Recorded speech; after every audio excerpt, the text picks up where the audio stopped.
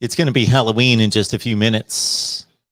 What's that mean to me? Not much, except when it applies to college football. The games are getting more crucial. That means the wins bigger, the losses more devastating.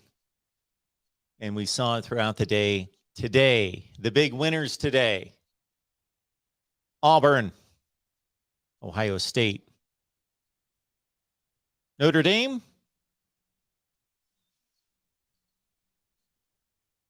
Utah's looking good right now. Oklahoma, Baylor, big win.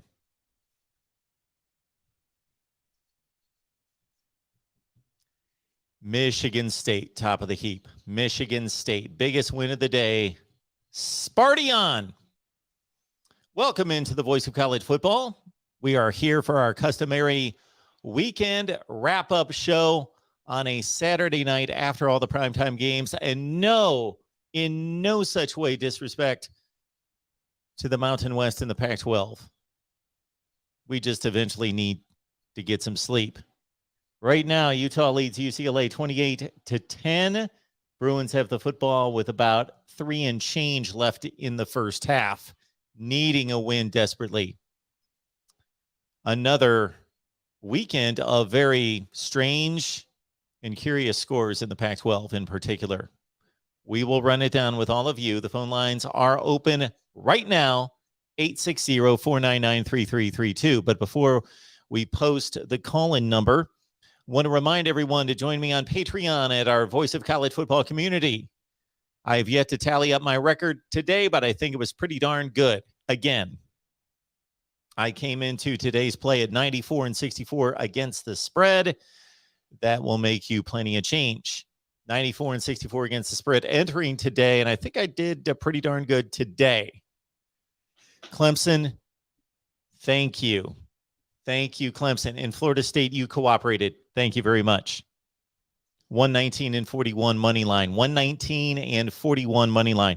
Also, if you would like to write for us, go to voiceofcollegefootball.com. Voiceofcollegefootball.com. Go to the top of the page where it says, most cleverly, write for us. And go from there. You'll be in contact with me. Go to write for us at the top of the page, voiceofcollegefootball.com.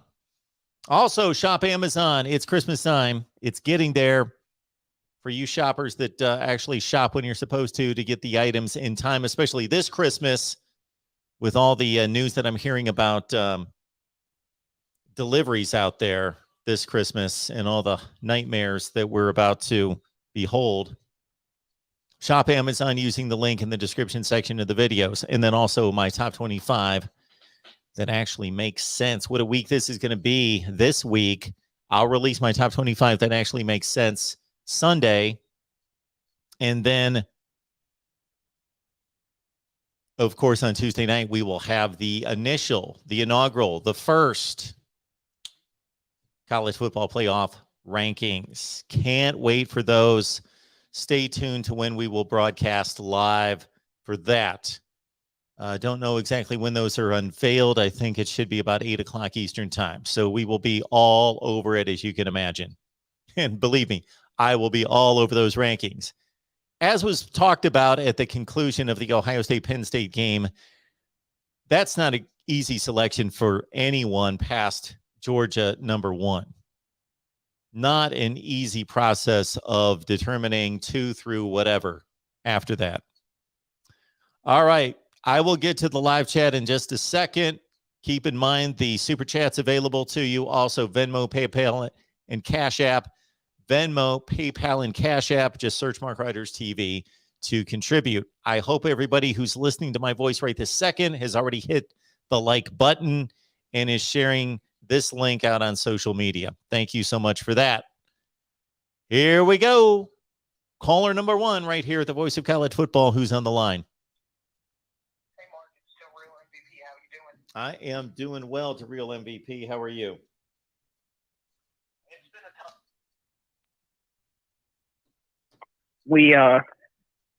We got out-coached, outplayed, and out-physicaled by Mississippi State. Bad game we played. Were you surprised? So I thought it'd be close. I thought it'd at least be close. Oh, I thought it'd be close. I mean, yeah.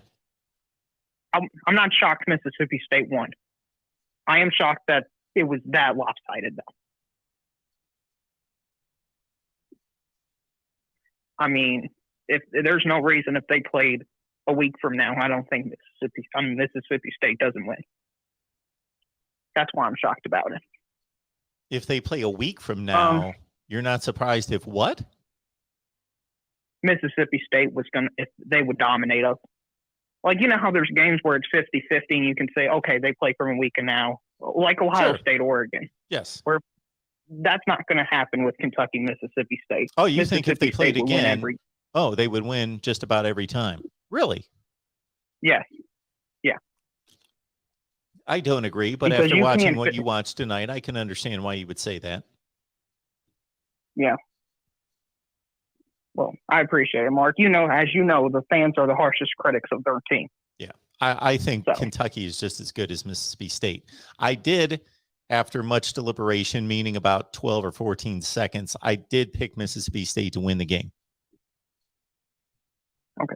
But that was probably the last game in terms of my confidence, though. I was not extremely confident making that prediction.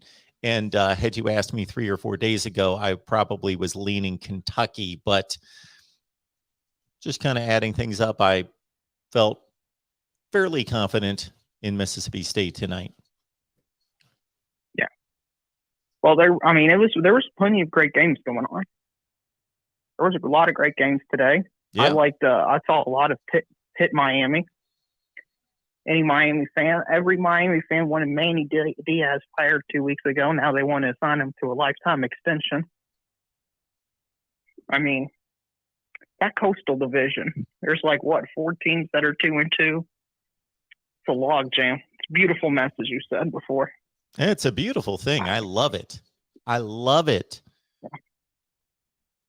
And before we continue, I would like to remind everyone, if you just want to hear strictly Ohio State talk, then go to our Ohio State channel. We've got a post-game show going on there right now. If you just want to hear strictly Penn State talk, then either go to the Penn State channel or the Big Ten channel for the Penn State post-game show. All right, proceed. Yeah, I'll kind of back off. I'll kind of leech off of that and say, man, that was a great game. It was closer than I expected. Much closer. Sean Clifford looked healthy tonight, much better than he did against Illinois. It's going to be interesting to see what the committee does with Ohio State in terms of this data points. Because, I mean, it's a great win. They beat Penn State, but they're only 20th in the country according to the AP poll. And it was at the road, and it was a 50-50 game for most of it. A good win for Ohio State. The most important thing that you just stated there was that, according to the AP poll, that changes everything. Everything that you just stated there is conditional upon the AP poll, which you know how much trust and confidence and respect I have for the AP poll. Yeah, 0. No, it's higher than 0, but well, okay, fair enough. They don't do the best they could. The conversation with Kirk Herbstreit and Chris Fowler at the end of the game, once Ohio State had clinched it, was, what is the playoff committee going to do with all these seedings past Georgia? And all sorts of things could be argued. When I release my top 25 tomorrow, it's not like I'm going to say, oh, this is exactly the way it has to be, and there is no way to argue this. No. Cincinnati, Oklahoma, Ohio State, Oregon, Alabama. I probably missed 1 or 2 teams. There are all sorts of ways those could be ordered. Cincinnati continues to be unimpressive against bad teams. Yeah, well, the only thing I will say to what they did against Tulane today is they looked more impressive against Tulane today than Oklahoma did back in week 1. Okay. Which, yes, the committee might value that. Let's because also they do look consider at that common opponents. we could also consider, though, Tulane was playing with its third string quarterback, and they have one of the better quarterbacks in the group of 5. I know. I'm just saying. They were playing with a third string quarterback who's never played today, while Oklahoma faced one of the better quarterbacks in the group of 5. I got you there. So I'm very interested with tomorrow or Tuesday. I'm very, very interested to see where Oregon is ranked. I'm intrigued. Yes, I'm fascinated. Yeah. Because I can see them all the way as high as 3 or 4, and I can see them all the way as low as maybe 8 or 9. And I'm very interested to see, because he'll get asked a question by one of the ESPN people, and I'm very curious how he justifies the answer as well. I'm trying to think what other. I want to see if UTSA is ranked. Give them a little love. They're undefeated, but they haven't played anybody really good. I wonder if they're going to be ranked. I think they're a good group of 5 team. I don't think they're. I'm trying to think. They probably would be middle of the pack in the ACC or something like that if they were to play head to head. But so I'm curious about that. Maybe. Yeah, maybe. I'm trying to be generous to them. And that's what I have. That's what I have a difficult time with, is that if we truly evaluated these group of 5 teams, again, I think we've had this conversation. If they get off to some great undefeated starts, 6-0, 7-0, we feel like we're obligated to rank them. Coastal Carolina 6-0. Okay, well, they got to be ranked somewhere. But if you really look at how they perform against teams in the Power 5, look at Louisiana. Louisiana is one of the best teams in the group of 5. Let's see. So Louisiana, they were the team. No, Appalachian State beat Coastal Carolina. We know that Appalachian State lost to Miami. We know that they've lost like 3 games. We know that Louisiana lost to Texas by 3 touchdowns. And nobody's really going crazy about how good Texas is.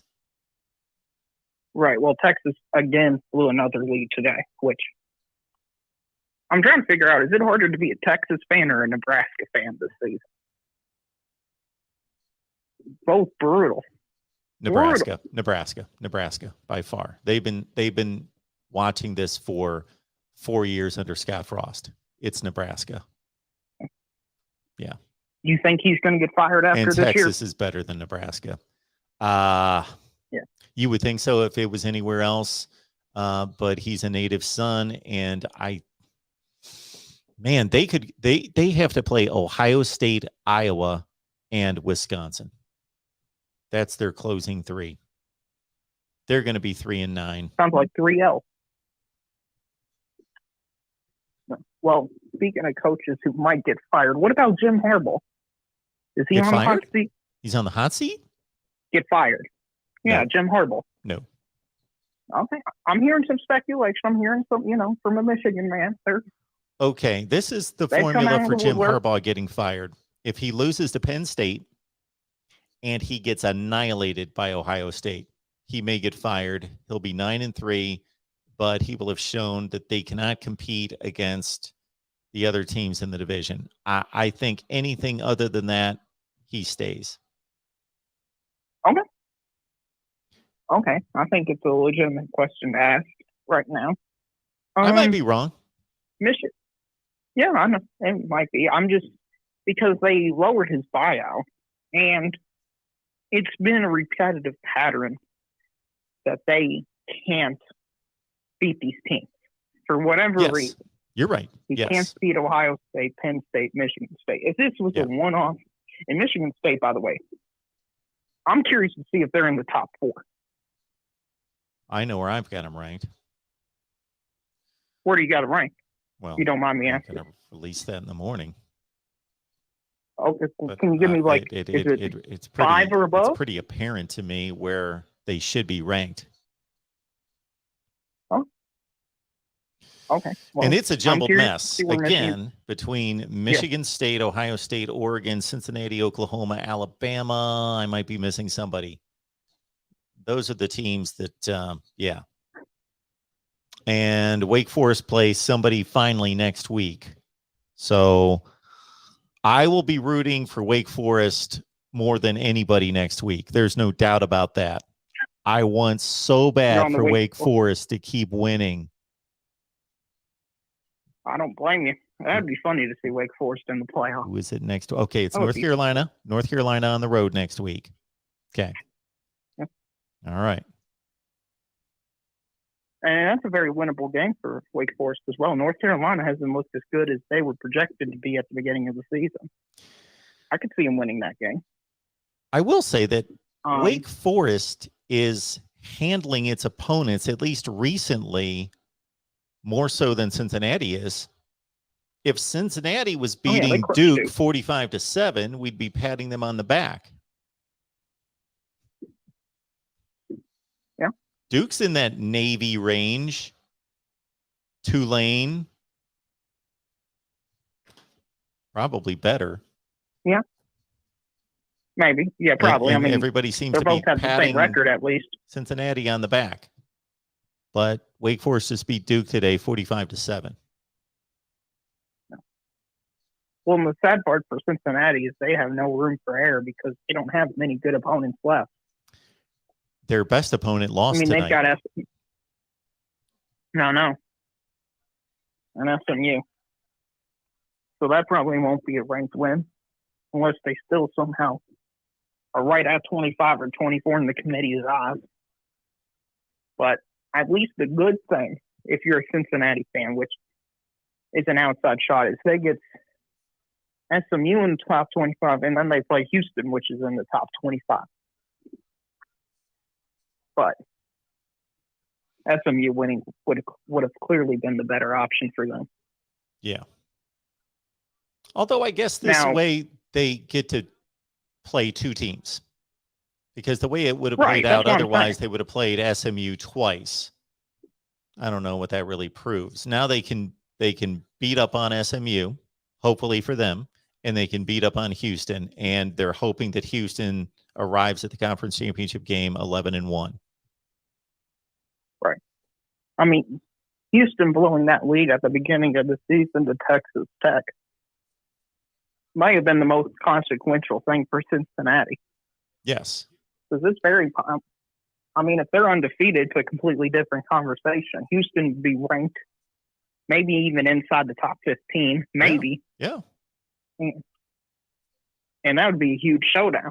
And the AAC would be argued to be as good as the Pac-12 and the ACC. Whereas now they're just having a down year.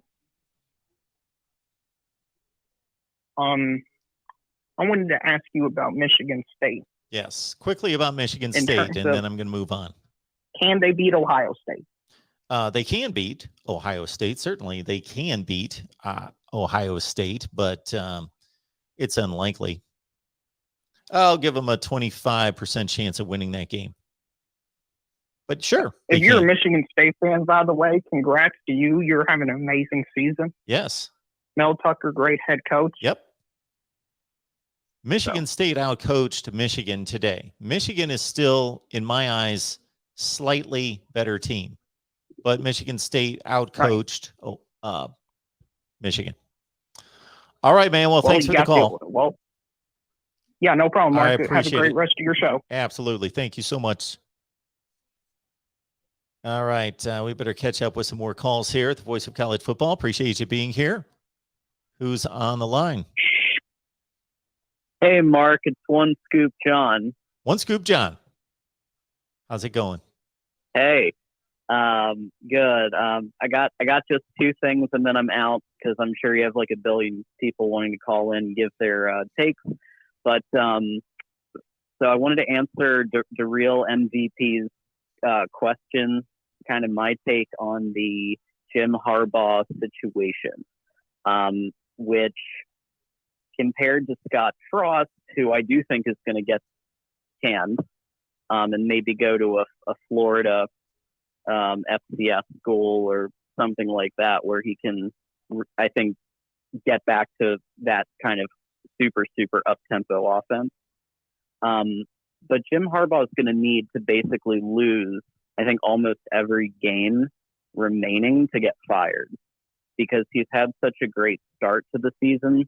I think it would take losing to Penn State, getting whooped versus Ohio State, and losing the bowl game.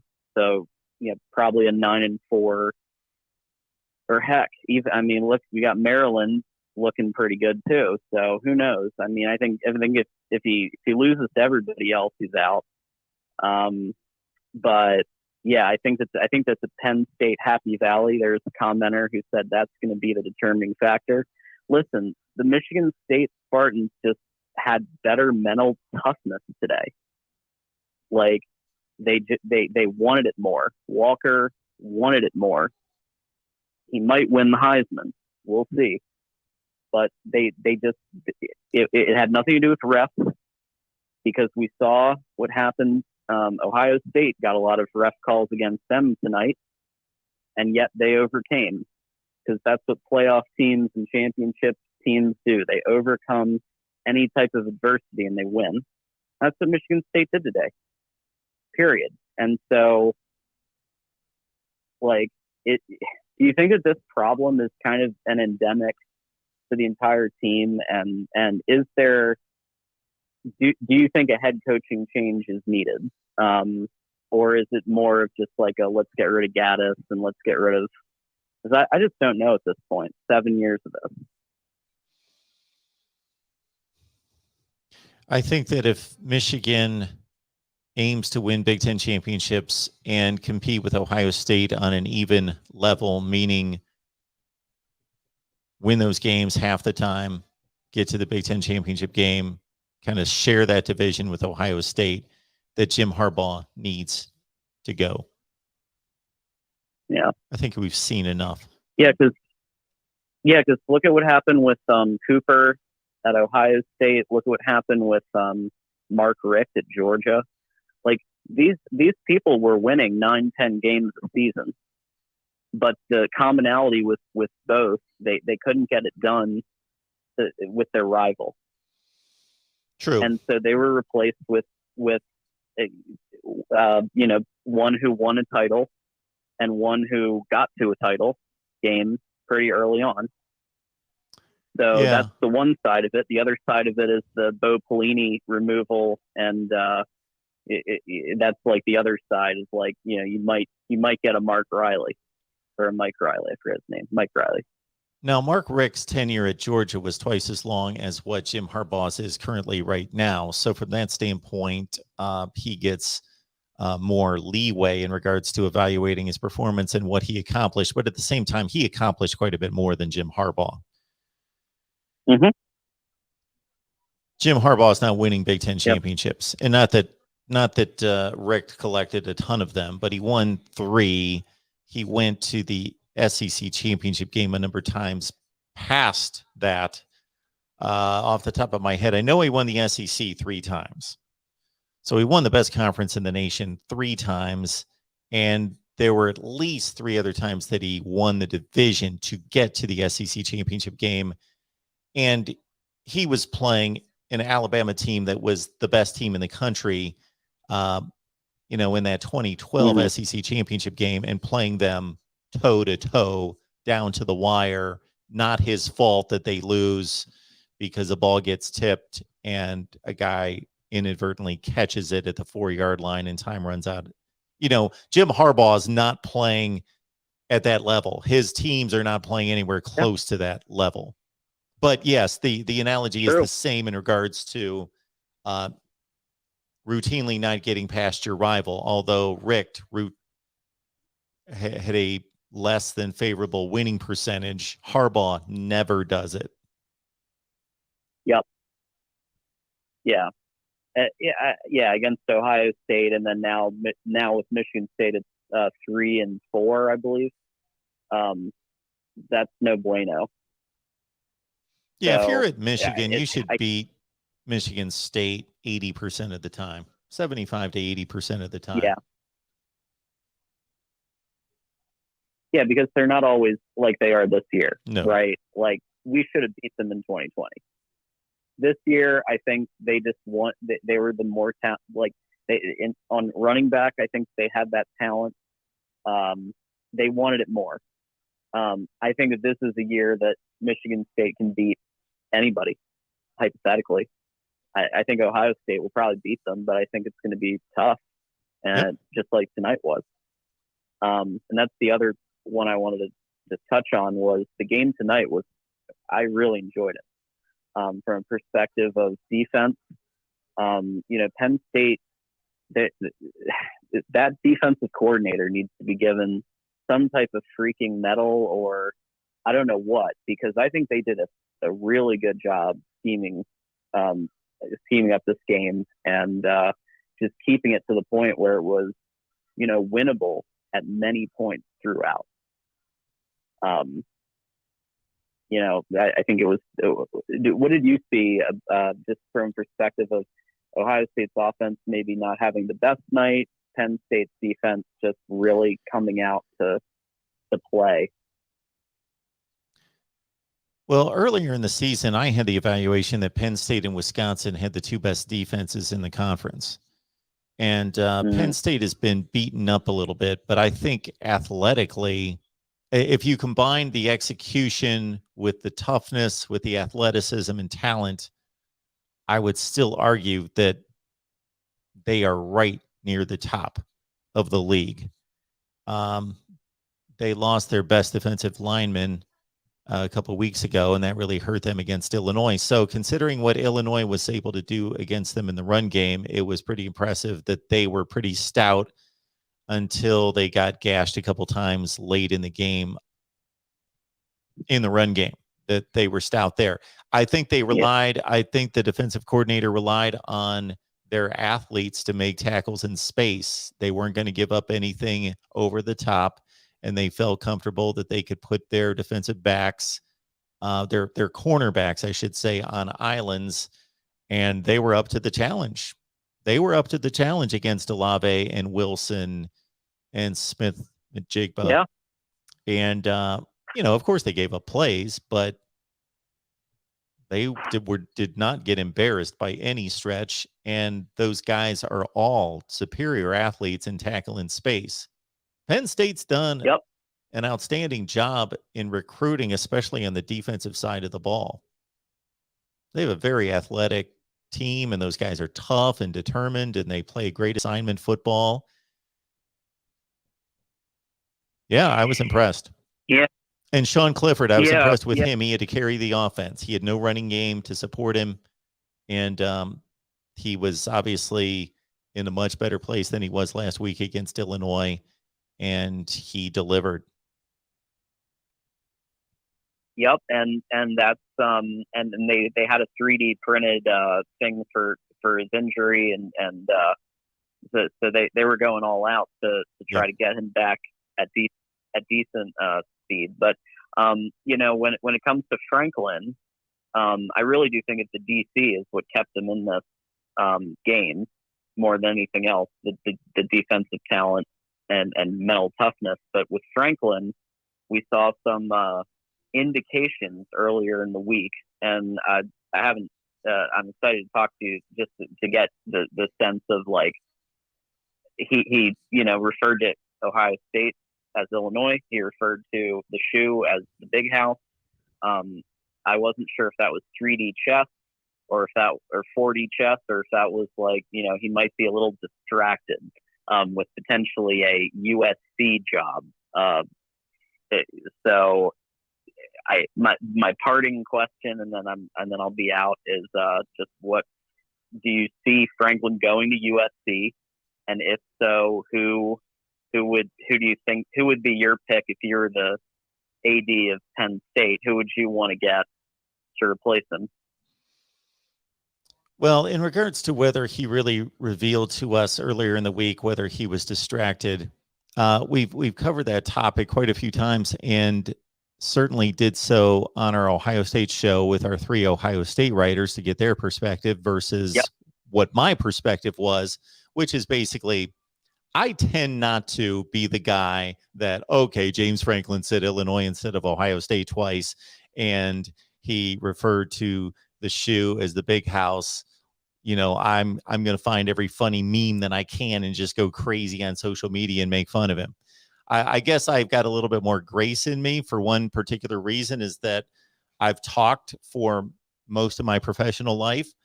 And so I can sit here for 3 or 4 hours and not realize that 2 or 3 times I said the name of a wrong player, in which I fully knew what player I was talking about. I've watched him play 50 times. I could probably recite his stats. I know exactly who I'm talking about, but for some reason I said a different name. And people will point that out to me and say, "You're an idiot. That's wrong." And I'll take it within context, and I'll say, well, if you were really listening to me in the course of the conversation, it's easy to know and realize that I knew who I was talking about. It wasn't like I didn't know what I was talking about. Now with Franklin, either he was so wrought over this Illinois loss, that how did we lose to Illinois, that he just had Illinois on the brain, or he was thinking, I've got a decision to make. I may be out of here. I think I am out of here. And he was checked out. Or maybe he just misspoke that many times. I had a funny exchange with a friend texting back and forth tonight a couple times about James Franklin that I may share with everyone, because no one will know who he is. So I feel comfortable doing that, since nobody knows who my friend is, because, you know, when it really comes down to it, we take offense or find it funny depending on our position. If we're an Ohio State fan, we may take offense to James Franklin called the shoe the big house. But is this really, you know, a prerequisite to him running a football program, that he knows the nicknames of the various stadiums in the Big Ten? No, it doesn't matter. Is it funny? Right. Is it? Yes. But does it matter? No, it doesn't matter. Yeah. Could we conjecture that it has something to do with his state of mind? Possibly. But we also could conjecture that he doesn't really keep track of those kind of things, of what they call the stadium in Columbus and what they call the stadium in Michigan. That came out of his mouth. I think that it's about I'm going to say it's about a 70% chance that James Franklin will not be the head coach at Penn State next year. And if he is not the head coach at Penn State, he is more than likely going to be the head coach at USC rather than LSU. I could see James Franklin going to USC. I absolutely can. I think the part of him is frustrated. It was frustrated 3 years ago. I think it was evident when he's pretty upfront about the competition against Ohio State. And if he was making comments in 2018 about they're at this standard, we're right there, we need to get by them, we haven't. If he was making those kind of comments, you know, we're great, which I think he misstated there. But anyway, great. He used the term, we're great, they're elite, we need to get to elite. And that was 3 years ago. So he suffered 3 losses since then. I think, hey, USC, fresh start, new conference, easy conference. I've got a facilities and talent advantage over everybody. Fifth largest Bingo. economy, and all of those things. But the facilities, I think, is key for him. He wants to provide the best opportunities for his players that he can, and recruit, because I think he's a good recruiter. Yes. So yeah, I think USC is his destination, and then I'm thinking Matt Rule maybe coming back to Penn State. That's been talked about, or Bill O'Brien coming back, or Joe Moorhead. So you never know what might happen at the end of the season, but it's fun to watch. Absolutely, sir. Well, thank you so much for the call. Absolutely. Have a great night. Yeah, you as well. Call back anytime. Yeah, it's funny that Matt Rule is being talked about now, because Matt Rule was talked about when James Franklin got the job. And now he's only proven to be that much better than he was at that point. And we knew that he was an up-and-coming coach on the Group of 5 level at the time. Now he's gone to Baylor and turned them from 1 win to 7 to a Big 12 championship game with 11 wins. And now he's with the Carolina Panthers. Can't say that I've got a complete great read on what he's doing there. He's obviously acquired a quarterback in Sam Darnold, who's been up and down. And I think the Panthers are roughly 500 right now after getting off to a great start. Welcome to the Voice of College Football. Who's on the line? Hey, Mark. It's McD Sports Sport. How are you doing? McD. What is going on? Terps won. Mike Loxley won a game that he needed to win. It was about time he got over that hump against Indiana. I feel like, and even last year, I know the game was 27-11 last year. I always felt like we were right there with Indiana, so I was happy we got over the hump. Hey, McD, Finally. I hate to break your momentum. Give me just 2 seconds. I would like to credit the super chat on the screen so that I can go to other comments on the screen, and I will let you fire away. Super chat contribution. Thank you so much. Get Business Credit. Hi, Mark. Showing some support. This game was close. Glad the Buckeyes pulled through. Thank you so much for the super chat contribution. McD, go. So, overall, it was a great game against Indiana, 38-35. I'm just happy we got the win. Mike Loxley needed this win. Tola Tagovailoa needed this win. The whole Maryland team needed this win. And we're 5-3. So we have two. I think we have 2 winnable games on the schedule. I don't think we're beating the Michigan teams in Michigan or Michigan State.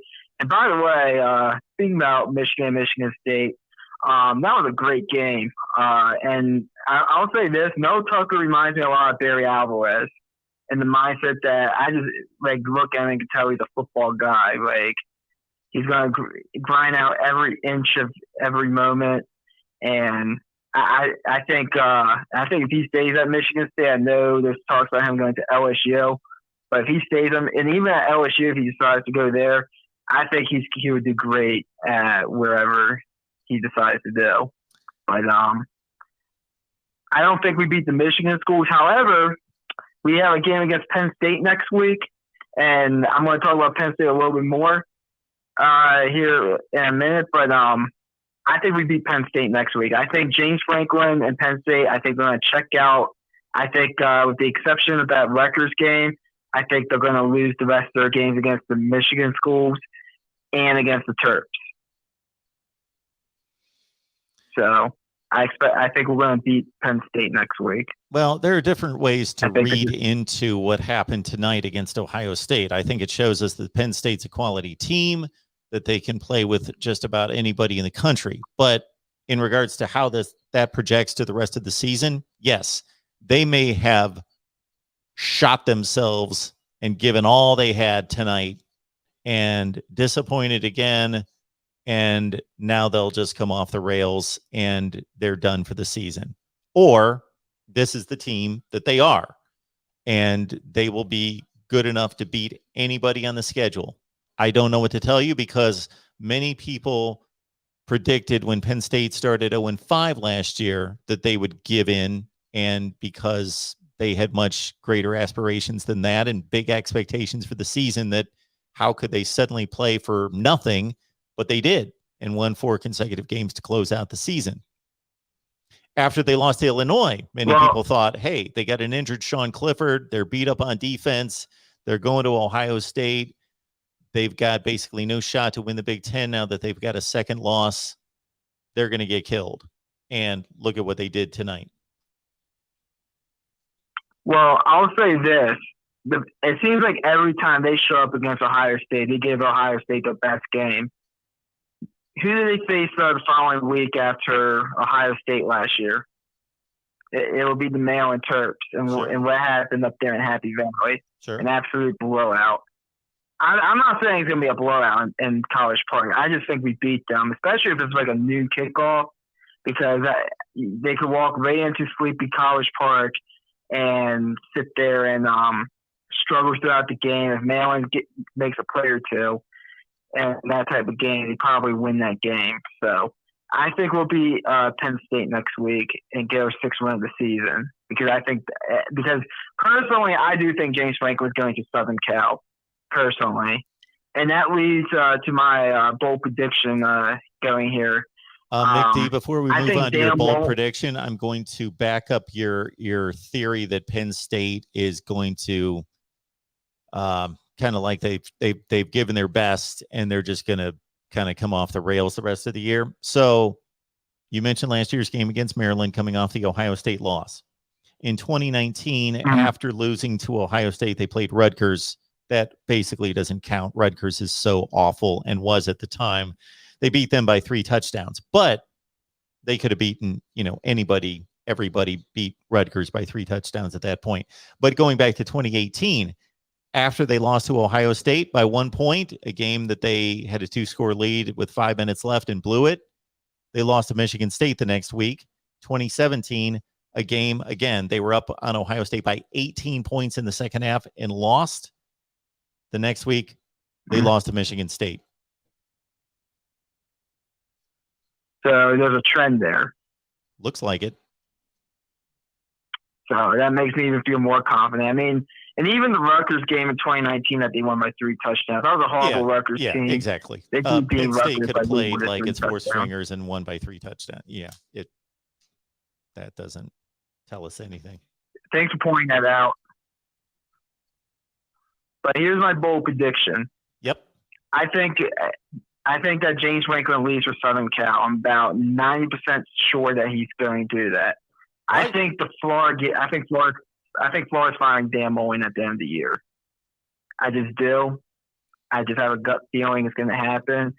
I personally don't think he wants to be there, and I personally don't think they want him there. So I think they're just going to mutually split. Dan Mullen will be named Penn State's head coach. Dan Mullen's going to Penn State. Yep. Okay. I followed your first 2 points on that. So number 1, James Franklin gone, leaves Penn State, goes to USC. I had just stated to the previous caller that I was about 70%. You're at 90% sure that James Franklin is gone and going to USC. Dan Mullen fired at Florida. Yep. I can see that more and more than I could have a couple of weeks ago. If I was in charge at Florida, unless there was some miraculous turnaround the rest of the season, and really there's nobody on Florida's schedule to really show that they have turned around, they can pretty much just roll out the helmets the rest of the year against most of those teams and just win sloppy games. I would fire Dan Mullen. I would be sick of his act and not recruiting and all of that. He'd be gone. But Penn State, I think, is too intelligent, I hope, to hire Dan Mullen. Well, the reason why I say Dan Mullen is for a few reasons. One, he's from the Northeast. He's He's not from Pennsylvania, or he might be from Pennsylvania. And he might be from the state. I think it's New Hampshire he's from, and he might be from the state. 2, I think he wants to get out of the SEC, in my opinion. I think he's tired of going up against Kirby Smart every year. If he's in the SEC West, he has to go up against Saban and Jimbo at a minimum every year.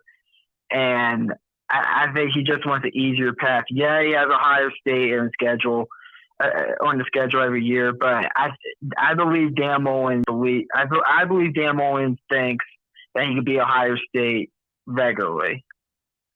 I believe he would definitely say that, and he'll be up to that challenge. I also believe that he doesn't want to be at Florida anymore. I don't think he wants to be there personally. I don't think Florida really wants him, so I think they will at least mutually split. And I know a lot of people are saying Matt Campbell and Bill O'Brien to Penn State. I think Bill O'Brien ends up in Nebraska personally. I think he'll be a great fit for Nebraska more than Penn State. And I think Matt Campbell stays in Iowa State. So I don't know. I just have a gut feeling Dan Mullen is going to end up at Penn State.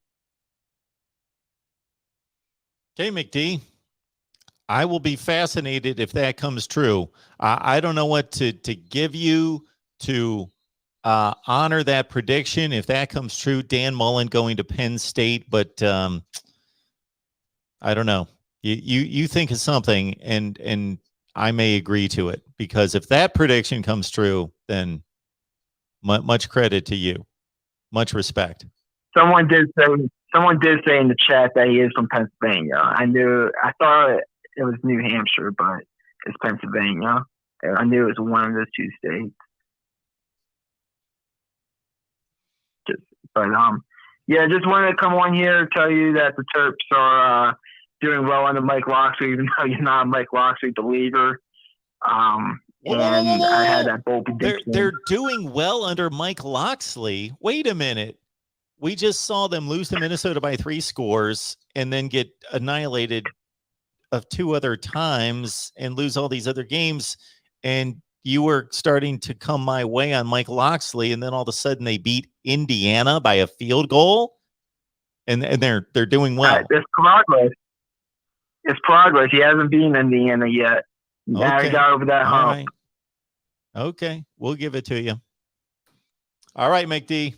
So, thanks for my call. Absolutely. Go Terps. Have a good night.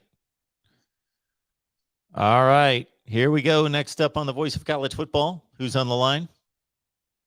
Hi, Mark. It's Yakov 22. Yakov, what's going on, man? Well, first of all, thanks for having me, Mark. I just want to point out, that's not why I called necessarily, but if you ever get a chance to read my super chat, it is in there. Oh, I'm Although sorry. I might go over some Of those course, points. I feel horrible if I ever miss a super chat. Let me try to find it in here. That's that one. It was like right at the beginning of the show, so you probably there were so many comments that maybe it got kind of pushed off the screen. Yeah, I can't. I can only go as far back as 12:09. That was only 9 minutes ago. Oh no, That's it was as definitely far before back as that. Yeah, can because go. I put it right at right when you came on the air. I did maybe not a minute or so in. I But did anyway, not get a signal, unfortunately. Well, thank you so much for the super chat Okay. contribution, Yakov. I appreciate that. well, that's good. I'm glad to do it. And although I'm going to sort of speak about those things in the call, so we'll take care of the super chat via call instead. Actually, Mark, I wanted to tell you something.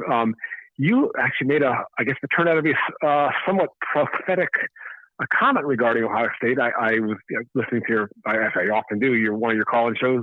It was sometime at the beginning of the week. And one of the callers was asking if you thought Ohio State would win out. And what you told him was more or less that you thought they would, and that they win all their games decidedly. However, you did say that you thought there'd be one game that they'd have to pull out, that it would be a close game in the fourth quarter. And I think you didn't have to wait more than one game for your prediction to come true. Well, it may not come true because they may get pushed past this. I will say that in the preseason, I picked Ohio State to go 11-1. I picked them to lose to Penn State. Well, I basically said they're going to lose, in my estimation, they're going to lose either to Oregon or Penn State. But when I had added all up and put my predictions down, I picked a Big Ten game. So by default, it would have been the Penn State game. Well, right now, this is the closest Big Ten, the Big Ten game they've had so far. So you were right as far as the closest of the game, and certainly as far as the spread, because they didn't cover the spread. So that was a good call on your part to consider Penn State perhaps their toughest Big Ten game. I hope it is. I hope the prophecy, but your prediction, they're going to have to rescue one game and the rest won't be so close. I hope they got that rescue thing out of their system tonight. Actually, Mark, another point I wanted to make with you is as far as that, there's one award that I've always been interested in, more so the highest, and actually the Coach of the Year award has always been something that's kind of been near and dear to me. And right now, Mark, I'd like to get your opinion on this. I think it's, as you've always said, it's expectations versus results. For example, Saban, his expectation is to win 12 to 13 games every year in the regular season, counting the SEC games. So winning that is really just meeting expectations. However, I would think that right now, if they're a Coach of the Year, for me, I think it's somewhere between Mel Tucker of Michigan State, and Clausen of Wake Forest. I'm not sure which one I'm leaning at, but they'll call 50-50, 51-49, something like that. But I wanted to see what you thought about those two as National Coach of the Year through 9 games. Well, I'm seeing from John Cream in the live chat that Dave Clawson has Coach of the Year on lockdown. I want to see Dave Clawson and his team's performance against the next 4 opponents. So they are facing their 4 toughest opponents the next 4 games. To a certain extent, you could include Virginia, who's a pretty good team. That's probably their best win to date. But for me right now, I would vote for Mel Tucker. They are undefeated in the Big Ten. The Big Ten's a much more difficult conference than the ACC. And although they had not played any winning teams, Miami's a quality team, a talented team on the road. They won that game by 3 touchdowns, and then they won this game against Michigan today, and that far exceeds anything Wake Forest has done. I think Dave Clawson's an exceptional coach. I've said that repeatedly, but in terms of voting for Coach of the Year, which I'm really not into, I don't really care who Coach of the Year is, but if somebody wants to ask me, yes, Mel Tucker right this second. Yeah, although maybe we'll at least give Clausen, he's a lock for the ACC Coach of the Year. We'll at least give him that one. Yes. Slam dunk. Yeah. Yes, he's the guy. Well, Mark, and the third thing I'll say, Mark, and I'll move on. I know you have many calls on such a busy night. Oh, by the way, I'll just say this. If you happen to be I'm actually watching a game while we speak. Well, it's halftime now, but the Virginia BYU game, it turned out to be an offensive juggernaut game. As we expected. Yeah, it's 42-38 only at halftime. 42-38 at half. Wow. I thought I was going to go to bed, Mark. My sister and her family lived in Charlottesville, so they've lived there for 20 years. I've always had a little connection to, well, not always, I'm sorry. For 20 years, I've had a connection to UVA. I've been to a few games there, and they're not as important to me as Ohio State, but certainly like them. But the last thing I want to ask you, Mark, is speaking of Mel Tucker, I'll say this. I know it's maybe a little not competitive of me to want to wish this, but I kind of hope that he goes to, I don't know. I don't know if I totally hope that, but in some way, I kind of would like to see him go to LSU because he's too competent. I'm worried about what might happen as far as Ohio State playing Michigan because they know over the next couple of years because they have such a competent coach. And with that in mind, I'll say this. Why I could see him maybe be a good match for LSU is the last 2 coaches LSU had are funny guys, but not really, in my opinion, probably the least knowledgeable coaches in FBS football. I don't think either one of them are such smart guys. They're some way they have a lot of clownish mannerisms to both of them, and yet they both, despite their seemingly lack of football knowledge and other serious quirks, they both won national titles. I just can't imagine what a competent guy like Mel Tucker would do. Someone so serious and loves football and a smart guy. If they had someone like him there, I'd watch out for LSU. If you can win with those 2 guys, then what can you really do with someone like Mel Tucker? Amen. Yeah, Ed Ogeron and Les Miles. Yeah, are you done? You good? I don't need to. I don't need to answer that. I talk about this stuff constantly. So I don't need to just talk about things that I've said 50 different times. But if somebody's going to ask me the question, I'll certainly answer it. Well, I wanted to hear what you had to say, and after that, I'll probably let you go. Well, I would agree that Les Miles and Ed Ogeron are big personalities. They're the type guys whose players love them, will run through a wall for them, so they're able to recruit well. And, of course, they have the support of a great football program. And they, by just sheer personality, and, of course, they've got knowledge of the game, but it's not elite knowledge of football. They are successful. They are strong leaders, especially Les Miles. I'll put Les Miles on a higher plane than Ed Ogeron because he proved it year after year after year after year. Right, yeah. With 2 particular football programs. Oklahoma State won far beyond anything that they had ever done before that, going back to the 1980s with Les Miles. And then he goes to LSU and he's able to take a team from and a program, of course, that was gifted to him by Nick Saban and at least maintain it.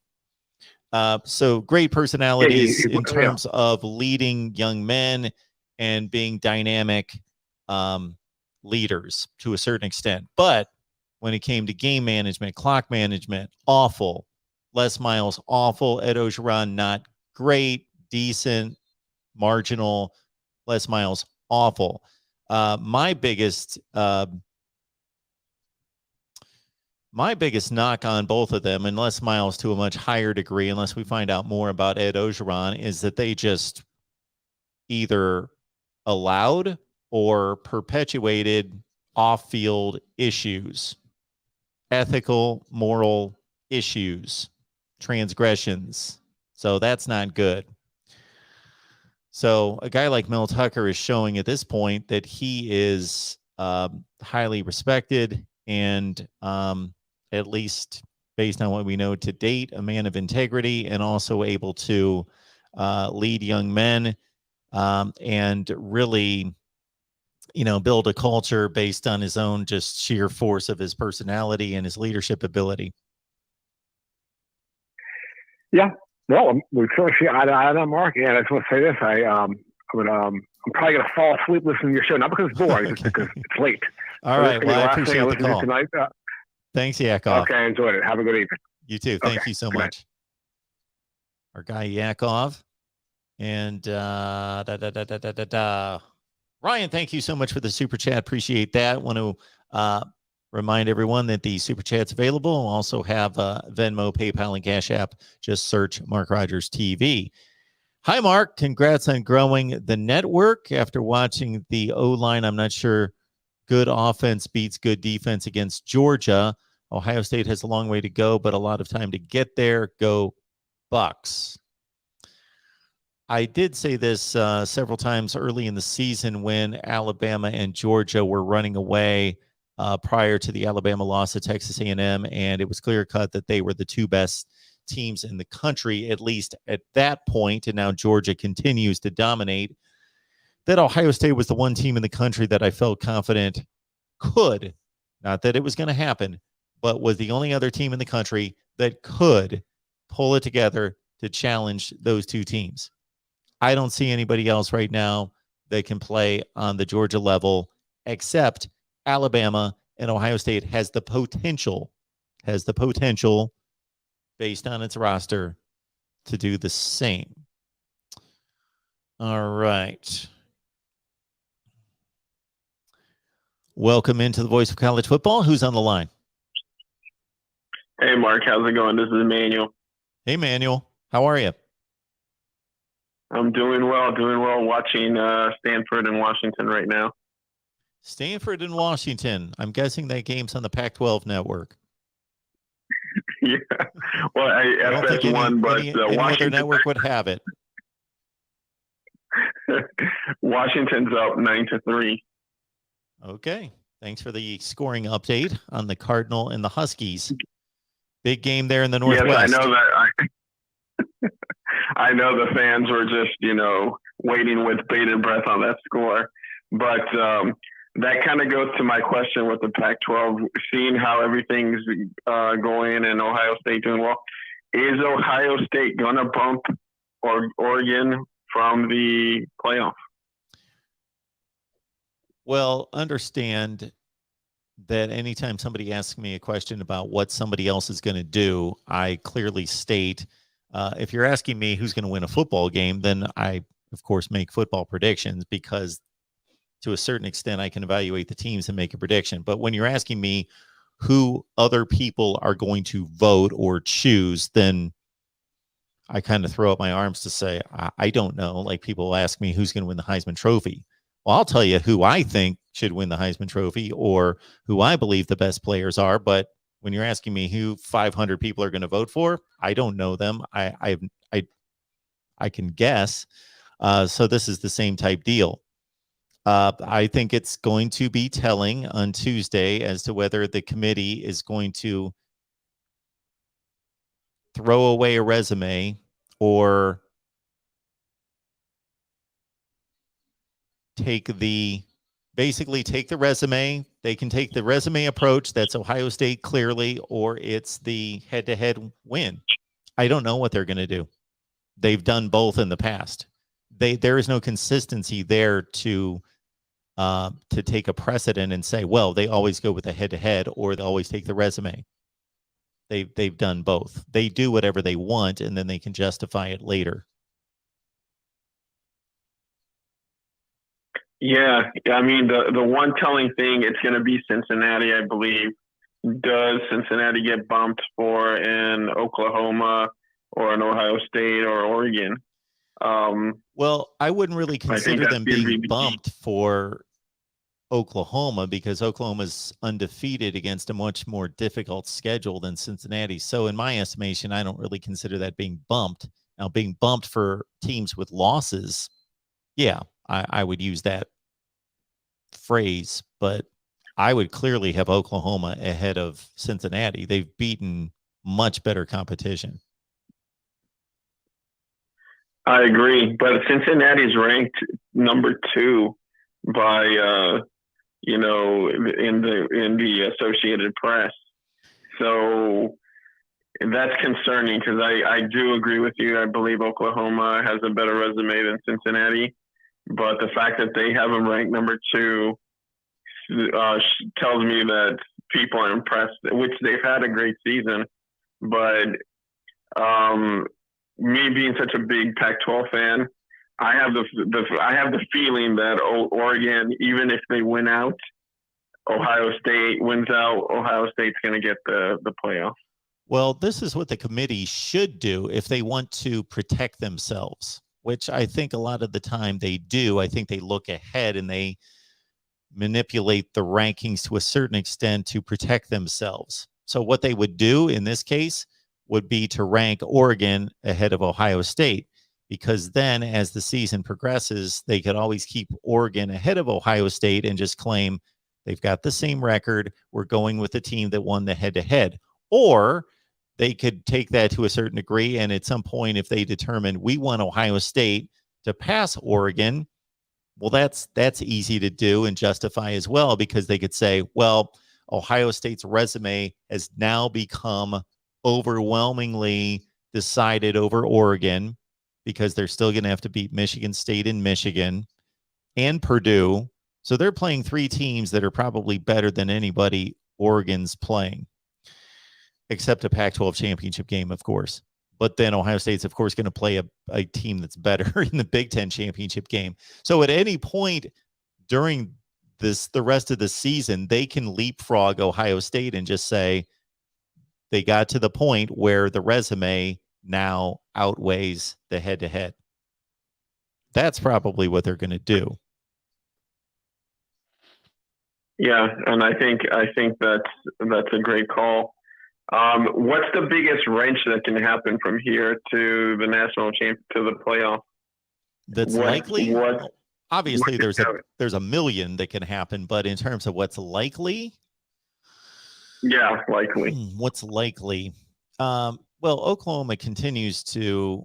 Well, of course, today they beat a pretty bad Texas Tech team, but Oklahoma still has to play Iowa State, Oklahoma State, and has to play a Big 12 championship game.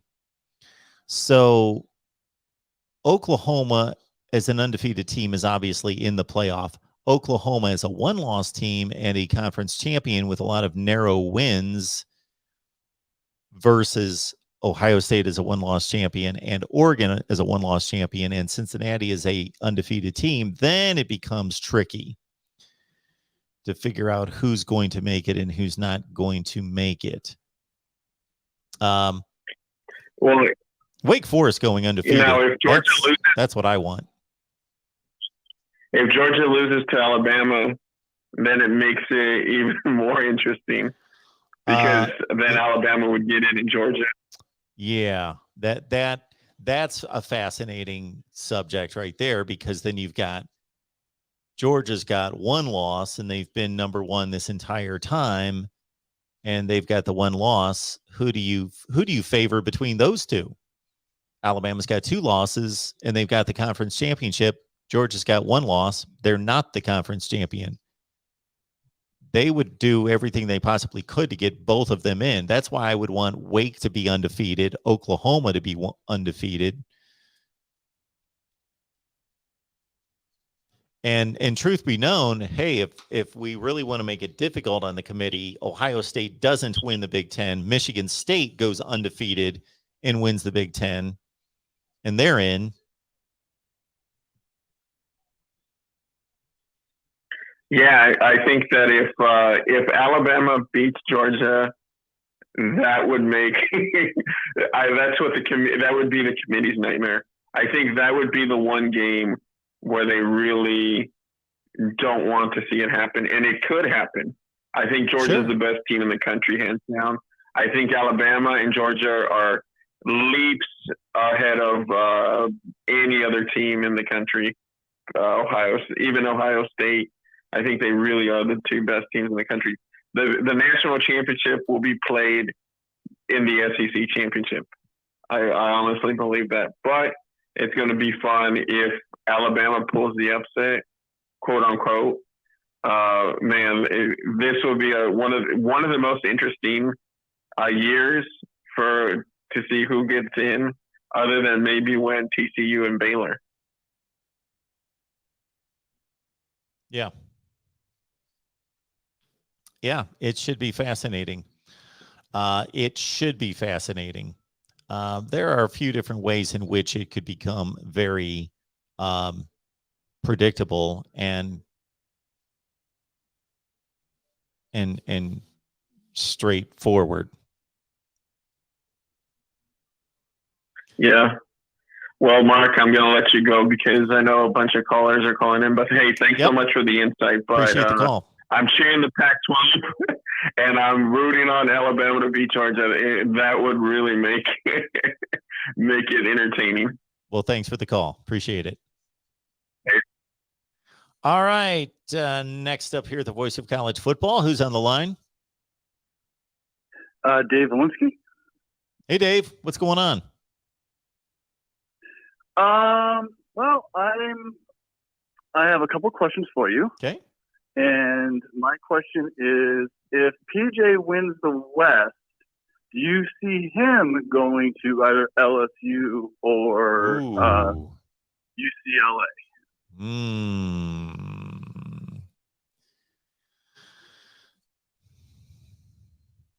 I think. Does he stay in Minnesota? So, again, we're all speculating here. I don't know the man. I don't know what's important to him. I can make a list of what's important to typical college football coaches. It's to go to the best program to make the most money, etc.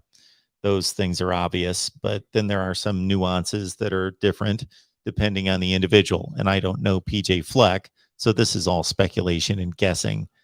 But I'm guessing that PJ Fleck wants to continue the climb in his career toward the best jobs possible. And so for some reason, it appears as though, I don't know, USC would seem to be a better fit, at least on the surface, for PJ Fleck than LSU. I don't know why, but it just seems to me. Maybe not. I think he would be a prime candidate for either one, even if he doesn't win the West.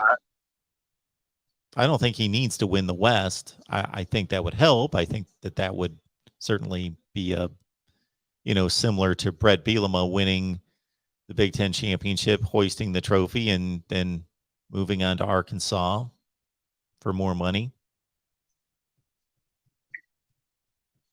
Yeah, I just hope not. As a Gopher fan, I really hope that he stays in Minnesota. Yeah.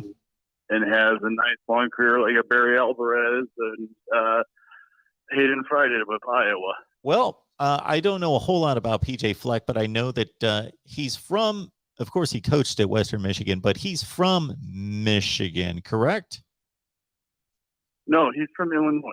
Illinois. So I knew it was, he went to like Western Illinois, right? Is that where he played football?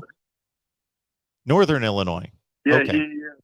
he was an assistant coach for a while with Coach Kill, which ironically ended up, if you remember, maybe 2 years ago, Coach Kill got on a radio program and just like all of a sudden basically just told everyone how much he hates PJ Fleck. So, but my other question is for you is out of the 3 games in the West of the and I'm not including right now. I'm not including Purdue. I really don't know how truly good they are. But out of Minnesota, Wisconsin, and Iowa, who do you think has a good chance of losing their game next week? Who's playing who next week? I haven't looked at the schedule. Minnesota's playing Illinois. Wisconsin, I think, is. I want to say they're playing Nebraska. No, wait, they're playing Rutgers at Rutgers, and Iowa is playing Northwestern at Northwestern. I would say the most likely, I think they're all 3 going to win. Of course, they're decided favorites, but I would say that Minnesota has depending on where these games are, if Minnesota's on the road. Playing at home. Oh, they're playing at home? Well, they certainly playing. lost to Bowling Green at home.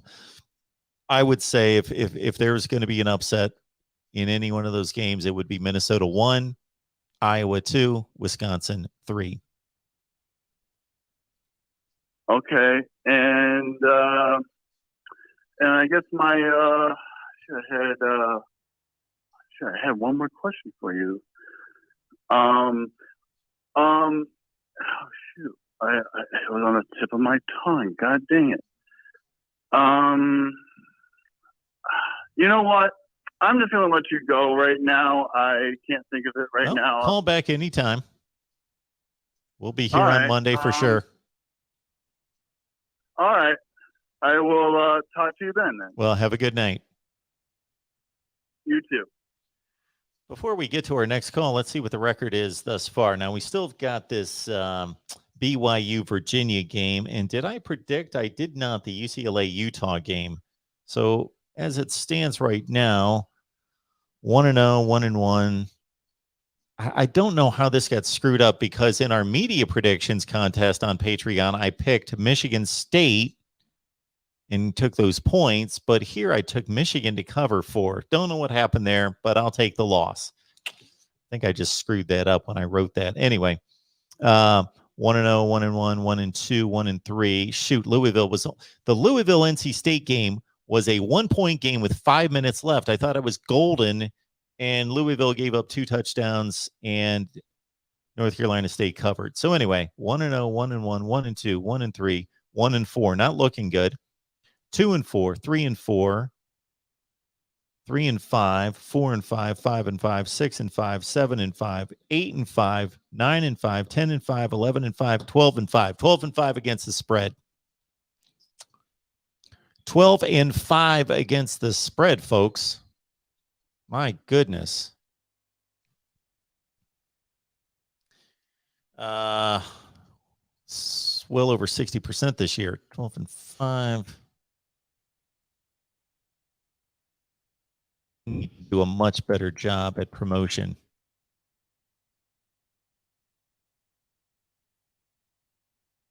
Ah, shoot.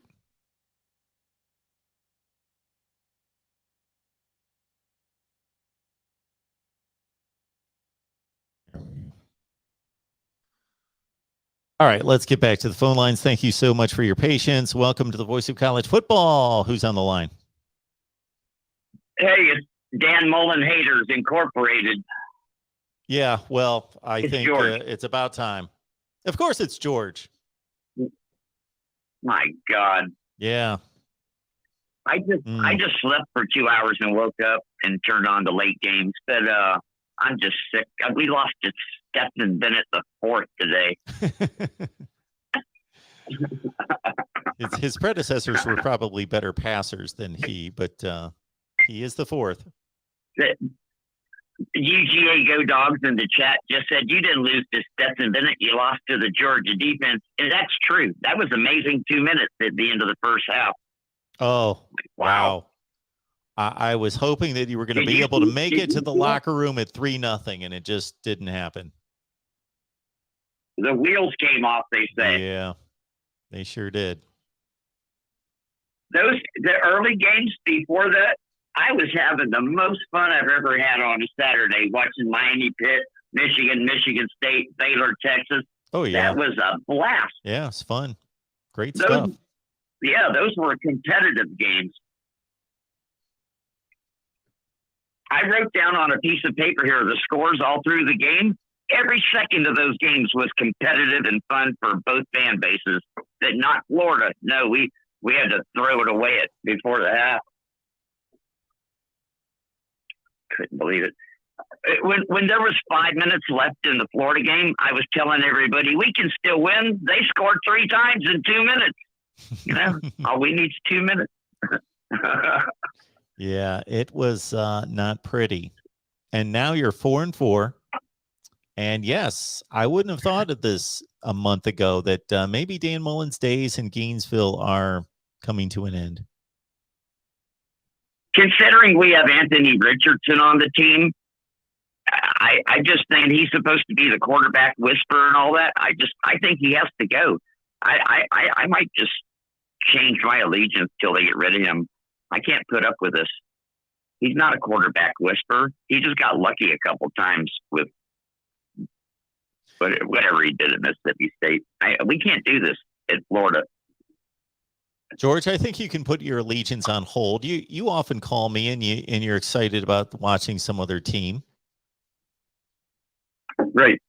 Like my brother cheers for Auburn, and that's my other team for his sake. At least they won today, you know, so I can say war damn Eagle. They beat a good team. Yeah. So on the new coaching hires, I'm thinking maybe Scott Frost, if he was at Florida, he could go back to his winning ways. And if he was in Florida, he could recruit there and get some 5 stars, unlike Mullen. Maybe Scott Frost can only coach in Florida. Maybe that's a thing with him, that he's suddenly a different man in Florida. Right. Or maybe we can get Kiffin, or I want Brady, Joe Brady, the guy that won LSU a championship in 1 year. With or even Fickle, maybe. I don't know. You know anybody out there? Heck yeah. Who can we get? Luke Fickle, Matt Campbell. Mm-hmm. Fuck, I would take Mike Leach at this point, but not really. He looks too much like Mullen with long. He looks like Mullen with long hair. We can't handle that. No more of that. Mike Leach at Florida. Yeah. How about James Franklin? We would all self-destruct. Our heads would implode. How about James Franklin? Oh, man. What do you think of him? Would you take him? No. An ex-Vanderbilt coach? Come on. Never. Who went 9-4 2 years in a row at Vanderbilt. Can you imagine Vandy going 9-4 now? That's what they did under James Franklin. 2 years in a row. It's hard to believe, really. I just don't know anything about the guy. I've never been on the bandwagon. He hasn't won shit for Penn State. What's he won? Nothing. Well, what do you consider winning? What do you consider winning? Do you consider finishing in the top 10 winning? A national championship. A national championship. Nobody in the SEC cares about anything else. Okay, well, there's only like 4 guys that have done that are still coaching. You've only got Saban, Dabo, Jimbo Fisher. Ogeron's gone at the end of this year. These are the only 3 guys that have national championships that are still coaching in college football. You can bring back Urban Meyer. Yeah, and they're all out of the question, right? Right. I don't know. I don't see us getting Franklin. I just haven't heard any talk about that. I'd be surprised. Oh my God, Franklin tried to cover up a horrible rape at Vanderbilt. See, it's always something. I didn't know that either. Okay. Well, let's understand. Okay. I'm guessing that somebody just put that in the chat. We don't know that. Yeah. Maybe it's true. Right. Not used. Exter said James Franklin is worse than Mullen. He lost to Illinois.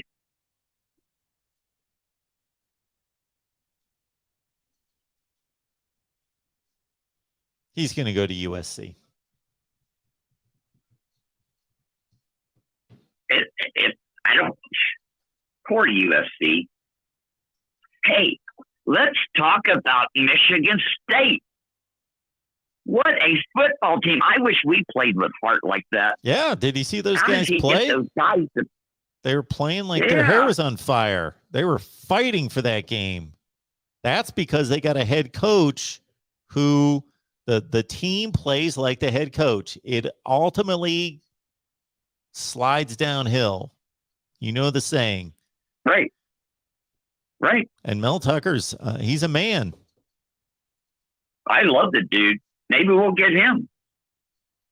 Maybe. That'd be cool. I think LSU wants him. I feel kind of sad that the marriage with Mullen is over. I can't believe we haven't announced we fired him yet. If they keep him going in the next year, I don't know what I'm going to do. I can't do this again. 4-4, Kentucky, LSU on their worst year ever. A moral victory by losing to Alabama, getting steamrolled by Georgia. You know who you might lose to this year that I would have never thought is Florida FSU. State. Yeah, I hope we do lose to them. Get rid of Mullen. Can't do this no more. What you can wear a Darth Vader outfit if you win, but the second you lose, it's over. You can't do that shit and lose at the same time. Try to start fights at Vanderbilt, and every dumb thing he's done now bothers me. It was okay when we were winning, but it ain't funny no more. He's making Kirby Smart look good. Bothers me. Anyway, Blake here in the chat is saying that maybe you can get Jim Harbaugh. There you go. That would be par for the course. We'll go get Harbaugh. Hey, maybe Orgeron. How about that? Bring him on down there. He's available.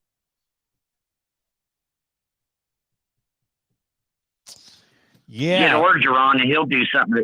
He'll shut down our whole football program, put us on probation. I honestly feel like Dan Mullen is going to, if we keep him one more year, he's going to turn us into Miami and Florida State. It's going to take us years and years to recover. He can't recruit, man. We can't keep getting 3-stars. I think you're onto something. And he's on probation. He can't even go out recruiting till December because he got put on some kind of recruiting violation thing a year or 2 or 3 ago. You know, the final 4 games never of the recruited. season. He never recruited. Yeah, South Carolina, Samford, Missouri, Florida State. You're probably going to sweep those games and finish 8-4. That's not necessarily going to get him fired. I don't know. I don't know. We're not Vanderbilt. You can't do that to us. The Gator Athletic Department has to know. We will just quit watching. We won't buy no more stuff. They can't do this to us. Look, haven't they ever heard of something called a bag man in Florida? What's going on, man? Everybody else can get a 5-star, but not us. Yeah, MVP 24 said South Carolina is out recruiting Florida right now. Everybody is. Everybody's above us. It's insane. Now, I did hear this. Today on some particular show that Georgia and Alabama spend about $3 million a year on recruiting, and Florida spends $1 million. Florida's like 23rd in recruiting budget, and those other teams, Ohio State, et cetera, they're up near the top, and they spend 3 times as much money as Florida. So you can't blame Dan Mullen for that. Maybe that has something to do with it. Okay, hold on a second. I guarantee it has. I guarantee it has something to do with it. Yes. Before you hang up, please have a good cry. That was me crying for Aaron Dixon. Yes, have a good cry. Yeah. All right. Hey, I'm cheering for anybody that plays against Georgia now. As long as they don't win the national title this year, I can still get some kind of moral victory out of this. Just so I can laugh at them about having a dwarf for a quarterback. With 100 5-stars and a walk-on dwarf for a quarterback, it's too good to be true. All right, man. Well, even there though will be better days. Even though they beat us, they still haven't played nobody yet. Wait until they play Ohio State or Alabama. If they do something to Alabama and Ohio State, then I'm going to have to admit that's a pretty good football team. But right now, they're a single-faceted defensive team with dumbass Kirby Smart at the helm. Okay. They haven't won nothing since 1980. All right. If that makes you feel better, George. 1980. Well, I won't say a word in response. If that makes you feel better, then you... I'm sorry. I'm bitter. I'm hurt. I'm crying. All right. George, don't do anything drastic. Get off the phone. Remember that life is good. In life, there's more to life than Florida football, for sure. Let me just say this one time. Congratulations on today, Georgia, but you're still not winning the national title. Okay, there, I got it out. All right, George. Talk to you later. Thanks for the call, man. Bye. Next up here at the Voice of College Football, who's on the line? Wow. Welcome to the Voice of College Football. Who's on the line? It's me, Lansome. That's quite an intro you've got for yourself. That was quite entertaining. Hey. Or maybe I'm just easily entertained. You need to do a better job of promoting what? I think you're the best kept secret in college football picks on YouTube, on the internet. Well, thank you. I noticed it 3 years ago. You're welcome, because I've been noticing for 3 years, and I kick myself every week. But the problem is, you sit me down at a poker table for Texas Hold'em, I'll survive. 1-2 limit, maybe $100 buy-in. I can survive in a casino. But when it comes to the minus 100, and I think George was asking about that one time, if you can do some kind of tutorial. But I'm afraid if you do that, the whole thing's going to get spoiled. Because you just keep winning. Well, I don't like to talk too much about it because a rich man by now. I don't like to talk too much about it because what happens is it's a point And I'm not trying to blow up your head on that either, but promote what? You're the best kept secret on YouTube. Well, again, thank you for the endorsement. I am awaiting this score from BYU. I need them to cover the 2.5 to get me to 13-5 this week. But 12-6 wouldn't be the worst thing either. Yeah. What's on your mind? Well, a couple of things actually. And I don't want to jump right into it, but maybe I can. Sure, you can. CJ Stroud. Yeah.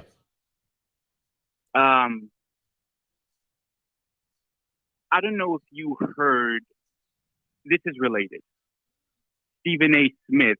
Think about him, Screaming A. Smith, like he said. I think he had a spectacular take on the reporter that asked Mike Tomlin about the USC job. And Mike Tomlin said, wait a second here. And he went and he attacked it. He said, hold on, I've never had a losing season. Sean Payton has. What about Andy Reid? The minute, Stephen A. Smith, that Pittsburgh has bad breath, they want to get rid of Mike Tomlin. And the reporter asked him, oh, what about the USC job? He has a right to be offended. It's like he said, and I'm using his words here. I'm quoting him. You're damn right there was some racial connotation. And when I was listening one time to Byron and another caller after that, calling out CJ Stroud after 2 games, and I listened to your response, because I think there's moments in your show that I've watched you that it seems like every time you pass. Because I want to see, okay, how is he going to respond? Because you might say something that may turn a consumer off. I'm a consumer. By the way, I think your top 25 deal, I don't click on it. No offense. I just keep rolling. Sure. Scrolling. I'm not everything I do is for everyone. Absolutely. Thanks for not getting offended. And I was waiting for your response, and I think it was appropriate, and I think it was tempered.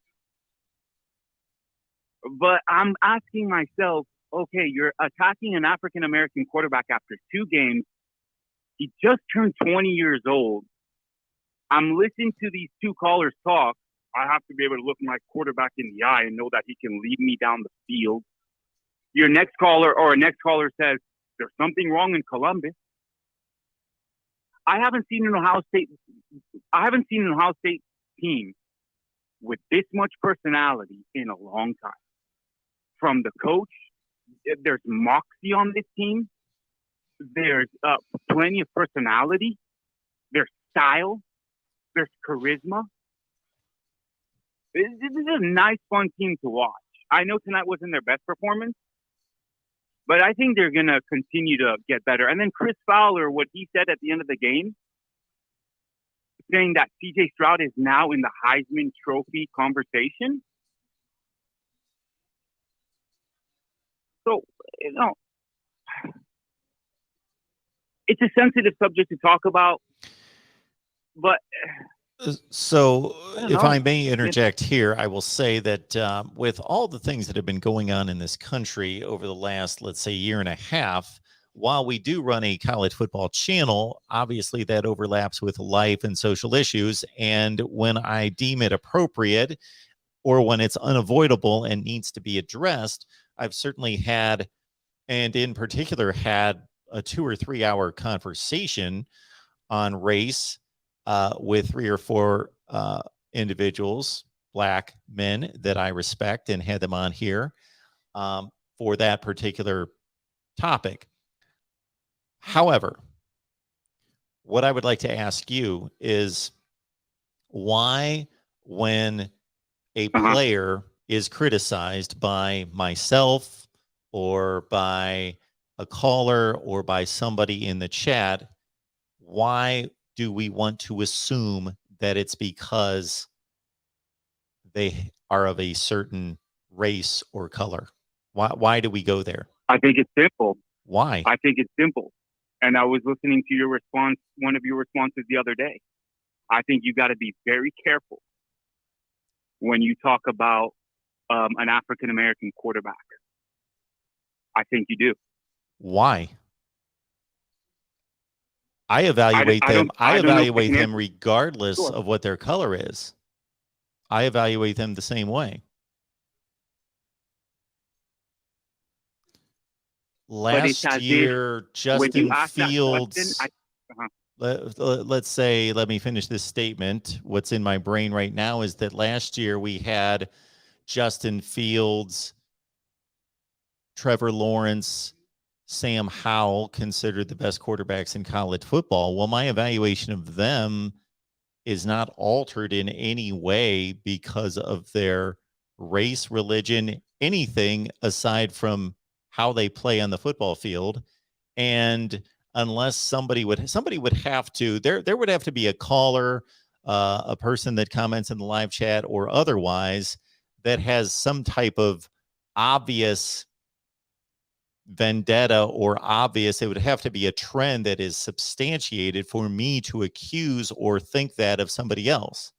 But just because a caller calls in and says CJ Stroud's not a good quarterback and he shows that he's not a good leader, I don't make that connection. I don't make those assumptions of people. That is a dangerous place to be, and that's one of the big reasons why we're in this freaking mess in this country right now, is because everybody or too many people, I should say, are too hypersensitive about that topic and assume that everybody else is too. I disagree. And I'll Well, tell you why. There's a history there. Right. There's precedent there. Black college football players weren't being recruited in throughout college football, especially at the blue chip programs, until what, the 70s? Yeah, this isn't 1965. So why are we talking like it's 1965? It's not 1965. It's 2021. So unless it could be, feel like you're and people like you, people that you are bringing up in the media, they are hacks. I will state it right now. They are hacks that many times just want to be known, and by being controversial, you're going to be known. You're going to be talked about, and that's their motivation. My motivation here is to tell the truth. Sometimes the truth is boring. And you know what? If I produce videos that are the truth and they're boring, so be it. Nobody's going to watch, or certain people are going to appreciate that. Other times I will say things that are a bit controversial because I believe that they are factual or the truth, or at least my perspective that's based on some type of logic. But I'm not going to make a bunch of stupid assumptions just to stir people up, or I'm not going to allow other people to get away with making certain assumptions that have no legitimate basis of any fact that anybody can give me any type of evidence of. Okay. When you use the word truth, that you're producing truth on your channel, that's, I mean, when you use that word in its truest sense, truth, are you really producing truth on your channel, Mark? I'm not attacking you personally. Please don't. Okay. I'm not attacking your channel. But you're And then okay, if I told you that Ohio State beat Penn State tonight 33-24, is that truth? Is that truth? Well, yeah. Yeah, it's a fact. It's a fact. Right. Yes. That's so not so when I state, that's not a dispute. When I state things here, I will either tell you this is fact, or I will tell you this is my opinion, or I will tell you I'm speculating. Like most of the calls tonight have asked me, who's going to take this job? Who's going to go this job? Is this coach going to stay there? And I have said clearly, I don't know these men. I don't know what motivates them. I don't know what they're going to be offered. I will speculate with you because that's what you're asking me to do. But I in no way am the type person like we see all over television and online who pretend to know what's going to happen and who favors what and who is influenced by what. We have too many people. We have too many people getting in the hearts and minds of people and telling us what people think and feel that have no idea. They have no way in hell of knowing, and they don't know what the hell they're talking about. Okay. Well, you're not an African American. No, I'm not. And that's very astute of you. But you see where I'm going with this? No, I don't see where you're going with it. I don't. Unless you can give me evidence. Unless you can give me evidence that somebody is being criticized because of their race as a football player, then I am not going to drag myself into that crap of speculation because that's what it is. It's complete crap. All right. So we're either going to continue to talk about college football, or we're not talking about anything else. I think this is okay. Make your final statement. Totally agree. What do you need to tell us? Well, at this point, it's probably best not to continue this conversation on football and race. I see that it's a sensitive subject for you. No, it's not sensitive. To disturb your channel. We have too many people that are sensitive about it. Yes, because you're not giving me anything factual, anything with evidence. You're saying so-and-so was criticized and it was because of his race. We have no evidence of that. Zero. None. Thanks for the call. I am tired of people speculating of why people are criticized or not criticized. Maybe because they didn't play well. Good Lord. Welcome to the Voice of College Football. Who's on the line? Hello, it's me, Roberto. Hey, Roberto. I was like, what is going on with that last call? And I have to hear all that on my speaker on my phone. And I'm like, oh my God, imagine if I'm next. And I have to, and guess what? I'm next on the line. All right. So I'm hearing George's conversation about coaching carousels and spotting new head coaching jobs. I think one certain school needs to think about making some coaching changes. And that school is the University of Iowa. Because I don't know what happened. Back-to-back 7-point games against Purdue and Wisconsin. What are your thoughts on their poor performances these past 2 games for them? My take on the passing performance of whom? The past 2 games performances of Iowa. Oh, of Back-to-back Iowa. 7 points. Oh my word. I was watching, let's say at noon. So the game I wanted to see more than any was Michigan State. Second was Iowa, Wisconsin. So that was on a screen right in front of me the entire time, but the sound was down most of the time. And I could not believe every time I was watching that game, every play that they ran practically in that game was a disaster. Their offensive line giving up sacks. Spencer Petras can't throw. It's just like I thought that they would figure out their offense at some point this season. I gave them a pass the first 2 or 3 weeks thinking they can't be this bad offensively. They're winning, and their offense, they obviously have no incentive to open up the offense. They have no incentive. They're playing to the scoreboard. They're winning these games by 2 or 3 touchdowns, and they're playing to the scoreboard. Therefore, they don't need to pass effectively. They don't need to do all these things offensively, and they will work it out and figure it out. But they haven't. They're just awful. And Wisconsin has one of the probably 5 best defenses in the country. So they are extremely good on that side of the ball. But Iowa's just, they're a mess on offense. Mm-hmm. And do you think that Brian Ferentz needs to go? You know what? Or does that have to mean? I have not seen enough Iowa. Well, I have watched Iowa play quite a bit, but I haven't really taken note of the play calling. But that thought was in my head watching them today.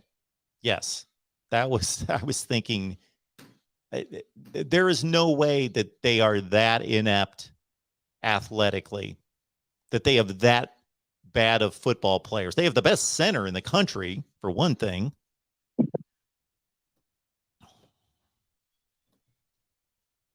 It's pretty bad. And I've been having I've been having discussions with Corey about that, and I don't know. I just don't. If I'm like Iowa, I'm just not sure about Kirk Ferentz. I don't know, because we had a discussion about not preparing to stop David Bell against Purdue. And he told me about that. They couldn't stop him the last 2 years, and I don't know. I was a neutral fan. It was that's concerning. You cannot stop one receiver who pretty much almost outgained the entire Iowa offense 2 weeks ago. Yes, David Bell. It's David Bell. I'm like, what is going on with the preparation with Kirk Ferentz after that emotional win against Penn State? You can't prepare against one guy who's torched your defense for the past few seasons. What's really? I know there's not much. There's not much I guess expectations compared to what the expectations for Ohio State is, which is a natty, but this was their best chance for a championship, or not a championship, or to go to the Big Ten championship and probably have a spot at the playoffs, and they just blew it back to back in 2 straight games, while putting an abysmal show, on offense. Kirk Ferentz is an excellent football coach. The issue that I have with him, among a few other things, is that he doesn't want to talk about his program competing for national championships. He was asked that, of course, once they beat Penn State and they had elevated to number 2 in the country. He started being asked those kind of questions, just like he was in 2015 when they went 12-0. And now, if Nick Saban's asked that, Ryan Day, they deflected in regards to they don't want their team focused on a national championship, because that's not how you win football games. You win football games by being focused on your assignment, focused on the next play, the assignment, not focused on what's going to happen a month from now. But that doesn't get in the way of their program being focused on winning a national championship, being the very best. Kirk Ferentz, he is totally just in this, we just want to be competitive. We want to be a good team. And, it's kind of ridiculous for us to think about college football playoffs and national championships. Just the way he has answered those questions through the years has always bothered me, as he just kind of settles for, he wants to be good, wants his team to be good, play fundamental football, and kind of wherever the chips fall, the chips fall. If it's 8-4 this year and 10-2 the next year, that's fine. Mm-hmm. And he's been coaching for probably more than I've been on this earth. 1999 was his first year at Iowa. Oh, then probably the exact same time I was born. Like that. And so, anyways, Ohio State played, well, not even played great. They kind of played sloppy. There was a lot of way too many, mistakes on the offensive line. Sometimes, they don't block well and they led to a tackle for a loss, and way too many false start penalties. And, I think Ryan Day in practice is going to make them run like crazy, because that's just poor. I mean, I guess because we had to play through easy, smooth sailing these past 3 games, and then we play a real talented defense in Penn State, and they don't know what's going on. And this is on the home team, on the home floor, and they're having these penalties. You got to get more disciplined heading into, I think, Nebraska next week on the road in Lincoln. They got to clean that up. Anyways, I think that's it for me. Well, I appreciate the call, and good luck the rest of the season for your Iowa Hawkeyes. Have a good one. All right. Welcome into the Voice of College Football. We now have 52-49 BYU just starting the 4th quarter. Wow. Who's up next? What's up, buddy? Can you hear me? Yes, I can. Who am I talking to? It's Moni Wilder. Hey, how's it going, man? Well, I think it's going pretty good, I mean, they held the fucking Braves, won the World Series, Game 3, and the Dogs won in Jacksonville tonight. There you go. So, I mean, you really can't. I really can't complain right now, to be completely honest with you. So what's on your mind? Oh, a lot of things, buddy. Well, honestly, I had a few things to talk about, but I was on hold for so long. I guess I heard old buddy talking about trying to bring race into college football. Yeah. Well, and Mark, I just want to tell you something, man. And I said it in the chat, and I'll say it again. You can't really waste your time with people like that, man, because they have a vendetta already when they call it in. You know what I mean? And they're going to try to kind of prove you wrong and get a point across, even if they don't have no ground to stand on.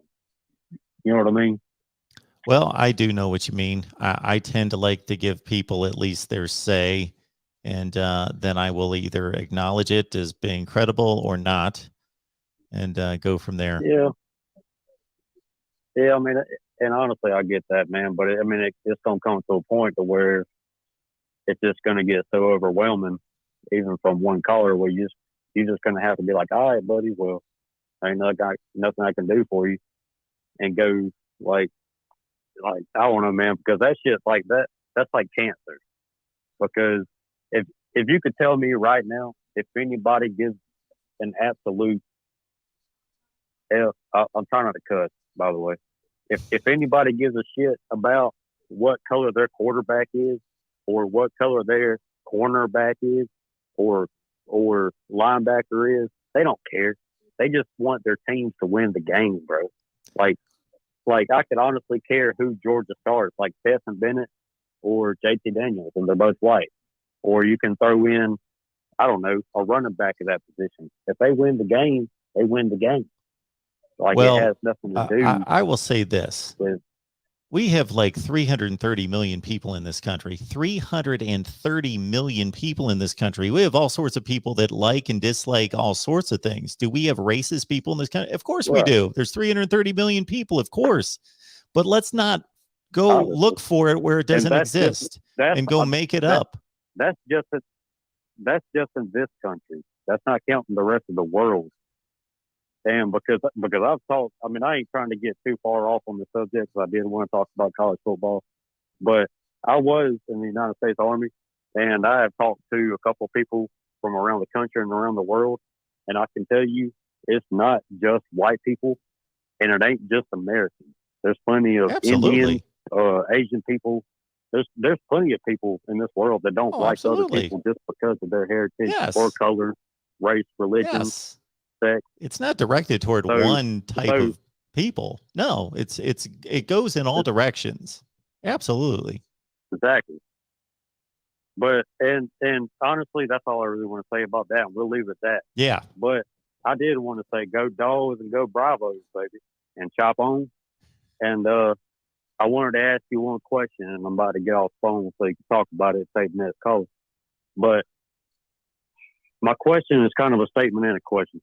So I saw this. Also, I just want to throw in a little fact here. I saw that damn Georgia team completely embarrassed that Florida team today. Just want to throw that out there.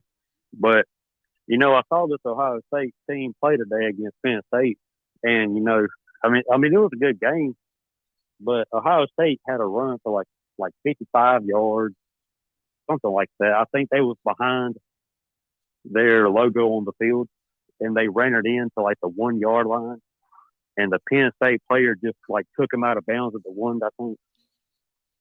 But my point is, and that was good. That was a good offensive play, but you ain't gonna get those type of runs on Georgia, man.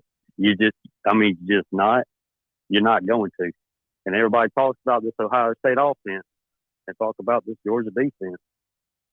And they haven't faced nobody this because, we heard it with Florida, we heard it with Kentucky, we heard it with Arkansas, we heard it with Auburn, we heard it with Clemson before the year started. And, now we're hearing it with Ohio State and Bama. But you ain't going to get those type of runs on that Georgia defense. You ain't going to get 55-yard runs through the 1 yard line on that Georgia defense. And I think people don't really take that into consideration, how much that actually takes away from your offensive team when it actually comes down to the nitty-gritty and between the trenches. And when you're winning and losing battles, when you can't get those types of runs off, that makes a difference in a football game. Okay. And I want to thank you, Mark, for taking my call, and I'm about to let you go and let you talk about that and take the next caller. I love your show, buddy. And you are one of the most unbiased people that I listen to on YouTube. And that's one of the reasons that I come back. And I just want to leave it at that. I appreciate that. Thanks you, Ammonia Wilder. Appreciate that so much. Have a good night. So the thing I'll say about Georgia and its defense is that it's been a long, long time since I've seen a disruptive defense like Georgia. We saw it against Clemson, and sure, Clemson has struggled offensively against just about everybody. So what we saw Georgia do against Clemson would be more impressive if it was a Clemson offense that we've seen over the last few years. But Arkansas, that Arkansas offense went the next week after playing Georgia and put up 51 points against an Ole Miss defense that's not great, but it's getting better, and it's much better this year than it's been in the past. Georgia's so good defensively. They are so good and so much better than everybody else that they basically half the time don't even allow the offense to run its play. You know, they're throwing guards in the lap of the quarterback and the running back and completely blowing up the play before it has a chance to even get started half the time. This Georgia defense is the best defense in the country, and it's not that close. Now, there are other talented teams on defense. This Penn State team is talented on defense, has a ton of athletes that will play in the NFL and will be selected high in the NFL draft. Wisconsin's defense is exceptional. Note that I'm mentioning most of these teams play in the Big Ten and the SEC that play great defense. Georgia, Alabama has certainly let down at times defensively, but when they're focused and they're locked in like they were against Ole Miss and shut out Ole Miss in the first half, yeah, their defense can be nearly that good. But yeah, Georgia's the best team in the country because of the defense. The offense certainly has 5 stars all over the place, and Georgia's offensive line is one of the best in college football. They're 4 deep at running back. We saw the catch that Kyrus Jackson made in the back of the end zone today. They have exceptional. This Brock Bowers at tight end is a great find out of California. Darnell Washington, we saw the play down the sideline that he made today. Georgia's loaded. What can we say? They are loaded. They are the best team in the country. Alabama can beat them. Georgia's better, playing better right now. Can Alabama beat them on a given day? Of course they can. I think Ohio State's the only team that has any shot at beating Georgia. Any shot. And their offensive line is going to have the best day that they possibly can. And Ohio State's got an NFL offensive line. So, all right. Welcome into the Voice of College Football. Who's on the line? Hello. Hey, Mark. It's Mark. Yeah, this is Mark. Who's on the line?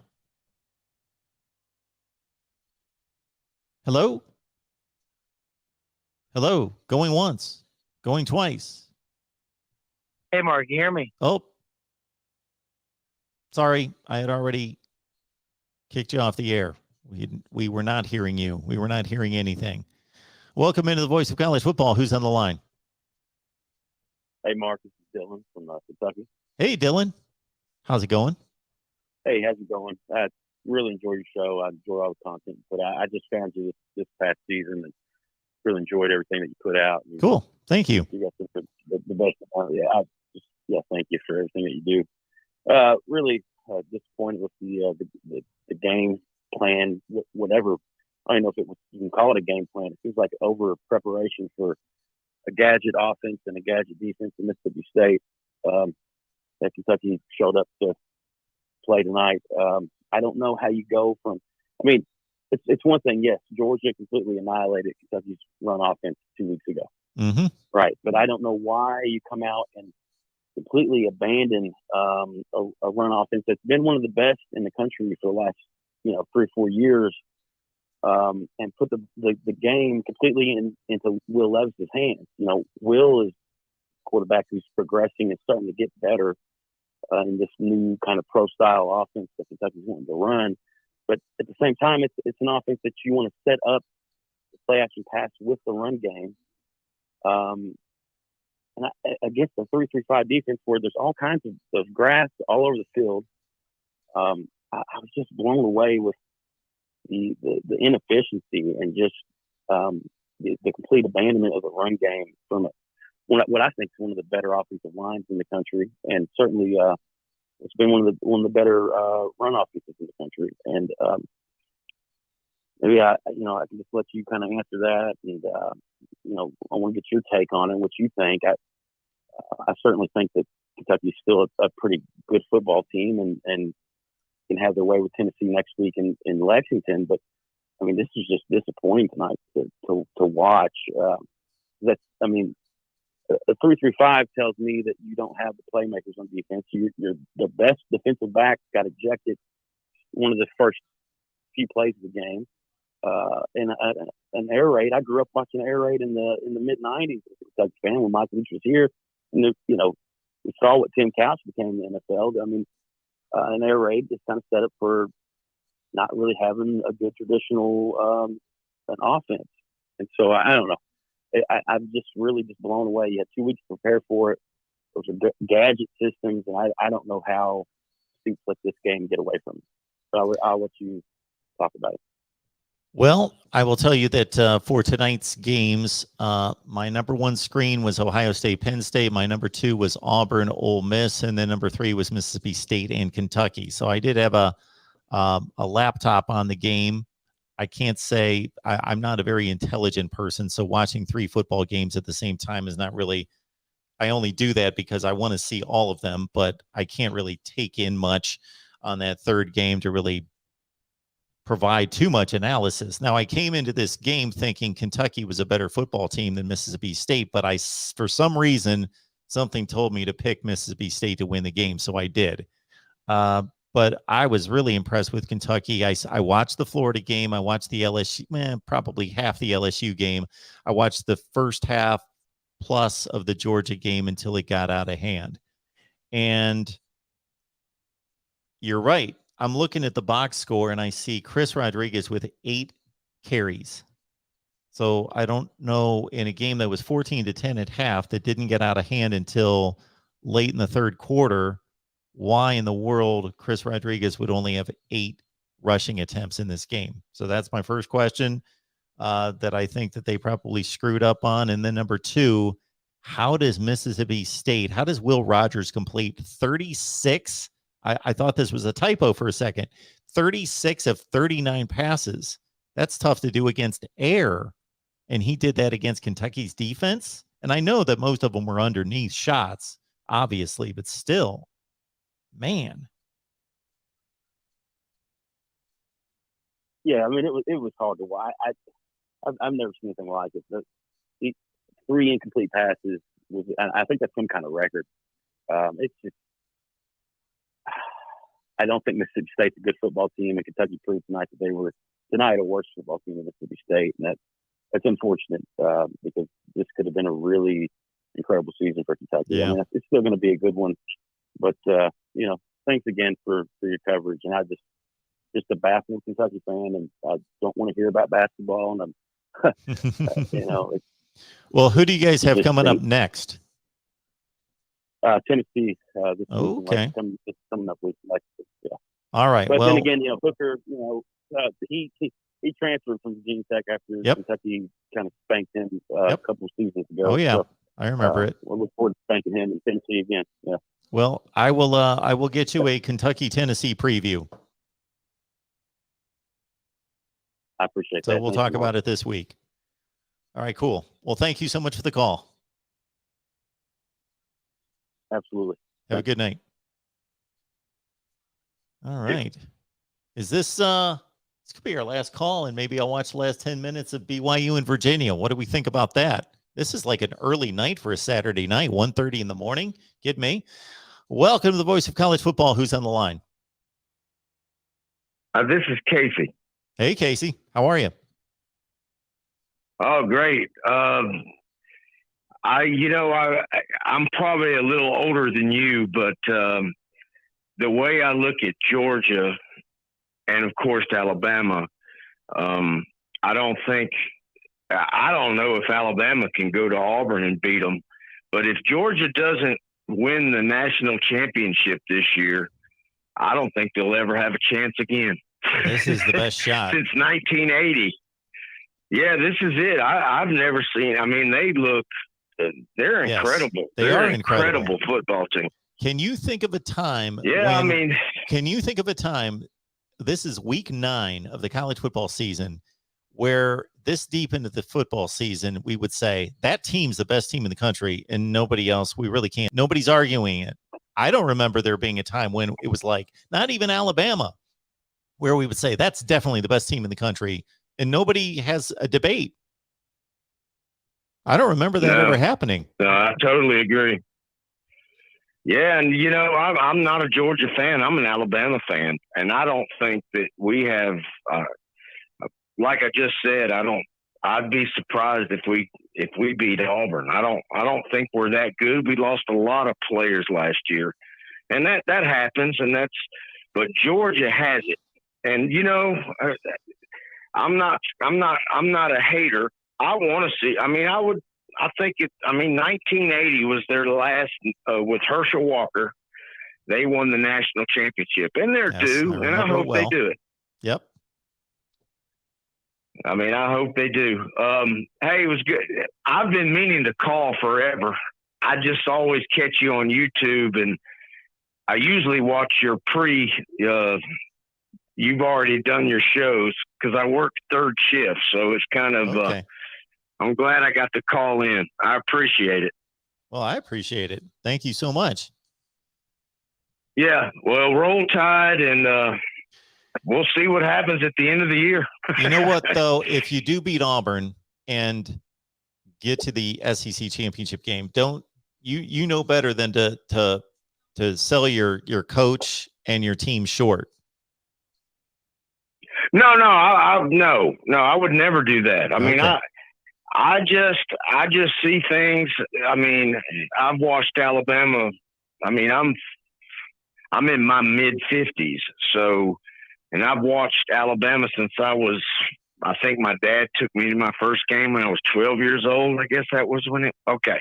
That's how long it's been. So I kind of know, the ins and outs, but Alabama's got a great team. I just don't. They're not Georgia. I don't know. I love football. I like to watch all the games. So, of course, Alabama's my team, but I cheer for other teams too. I want to see other teams do things well too. So this is Georgia's year. They got to do it.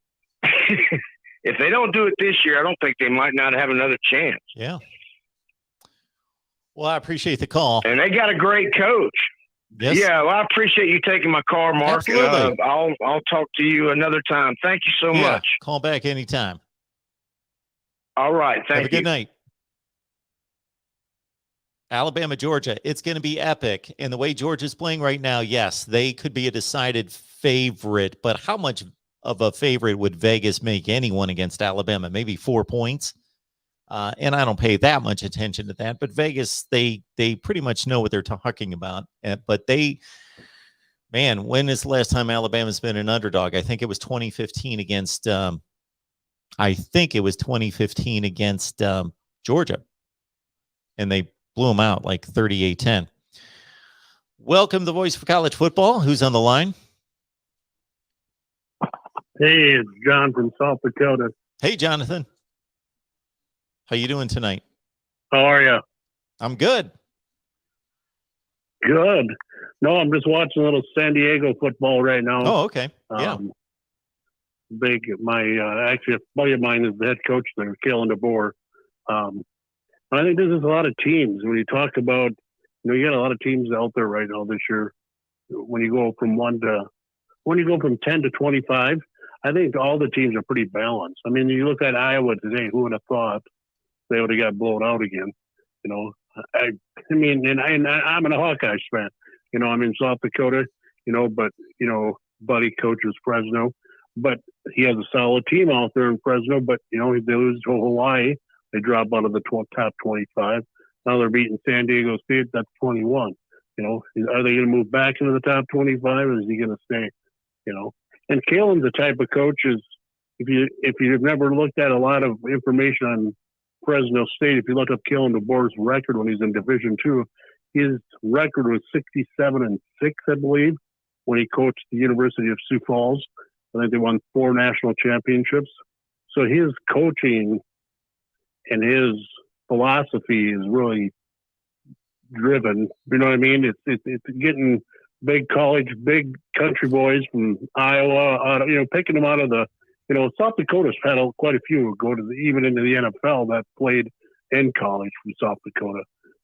So, I mean, in the last couple of years, North Dakota and South Dakota and parts of Iowa have all had recruits that have all went. It's interesting, but I think, it's hard to say who the top four will be. I really don't know. You have one of the top undefeated teams lose, then who's it going to be? I mean, who are your top four if you had to pick today? Based on who I think are the best teams or who's earned it so far?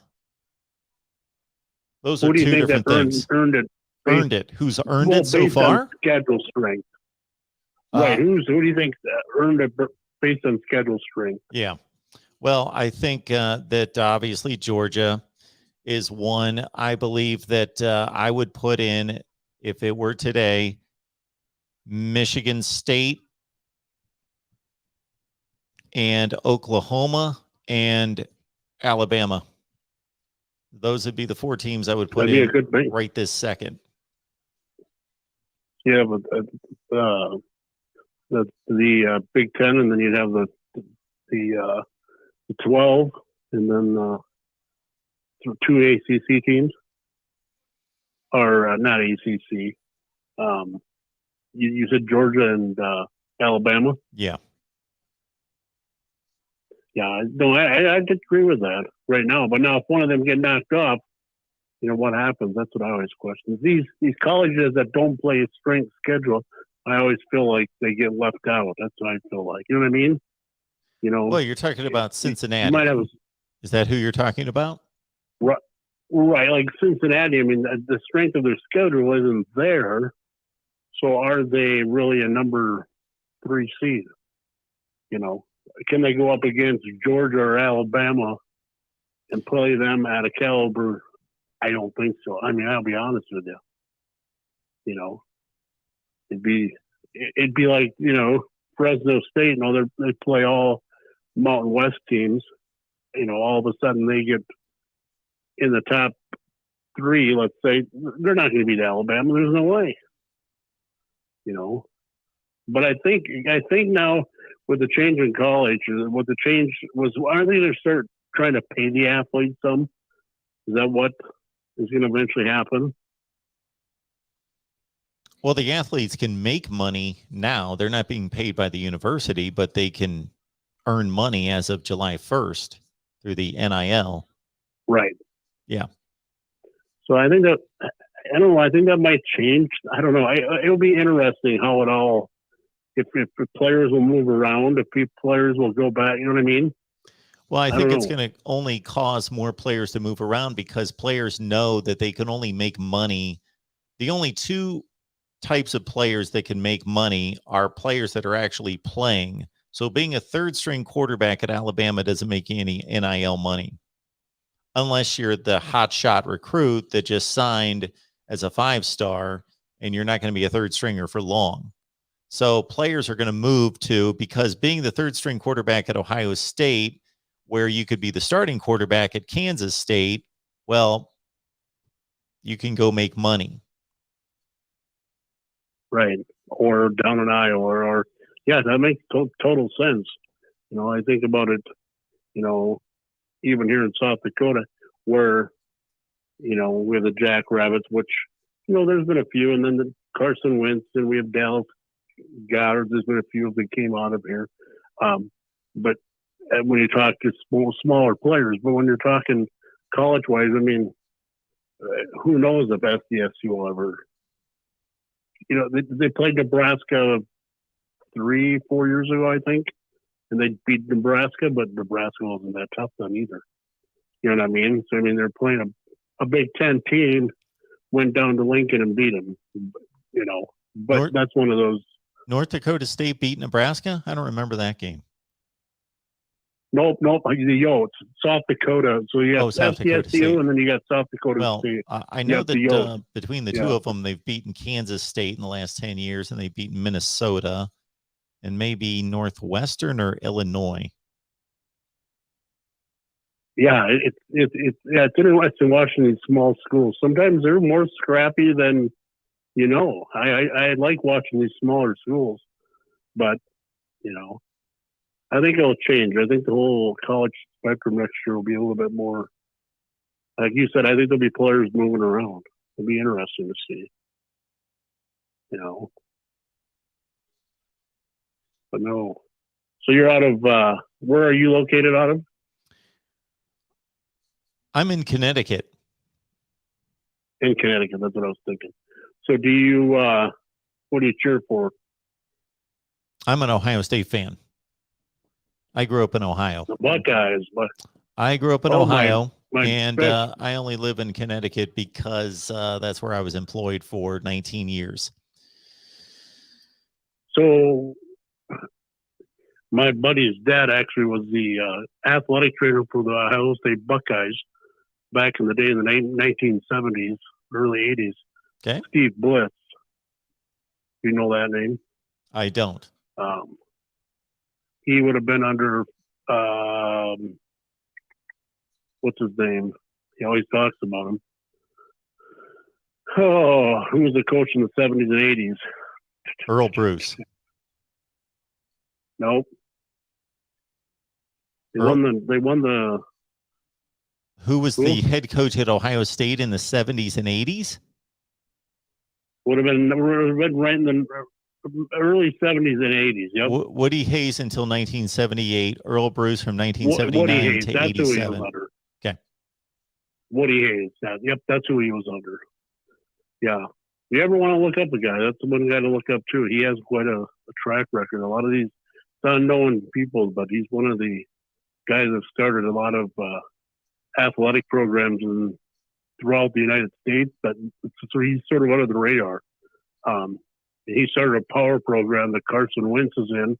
Okay. And then you got Adam Thielen. I mean, you're talking players that are, it's called Sanford Power, but it's a power thing. He started 25 years ago.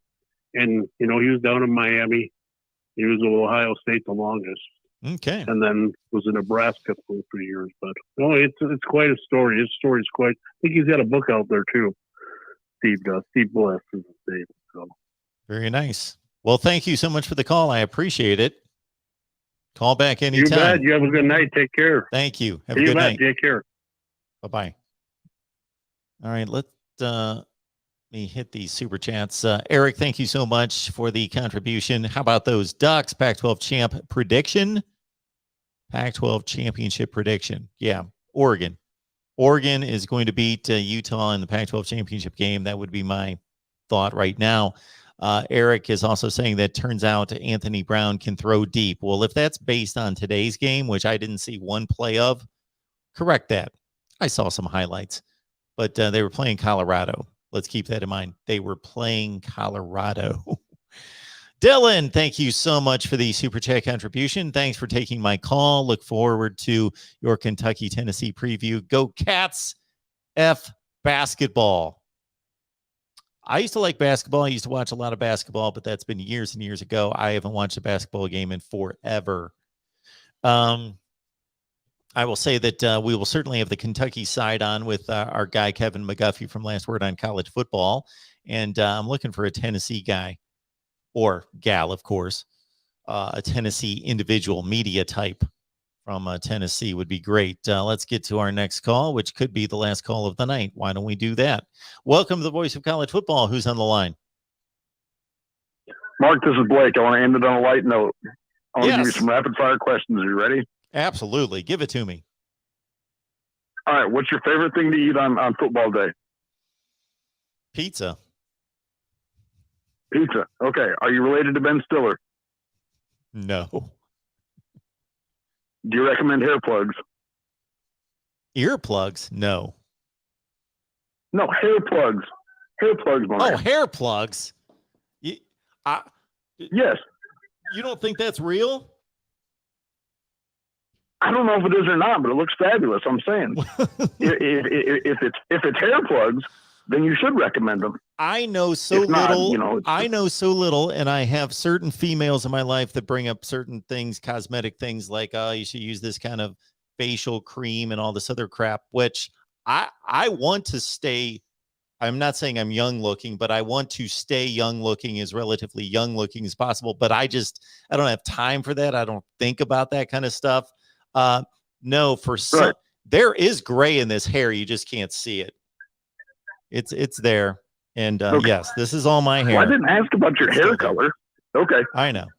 What's the best thing to do in Connecticut? That's a tough one. Go on a hike. There are some nice hiking paths. Okay, who's your favorite college football player of all time? Oh, that's a good one. Art Schlechter. And who's your favorite NFL football player of all time?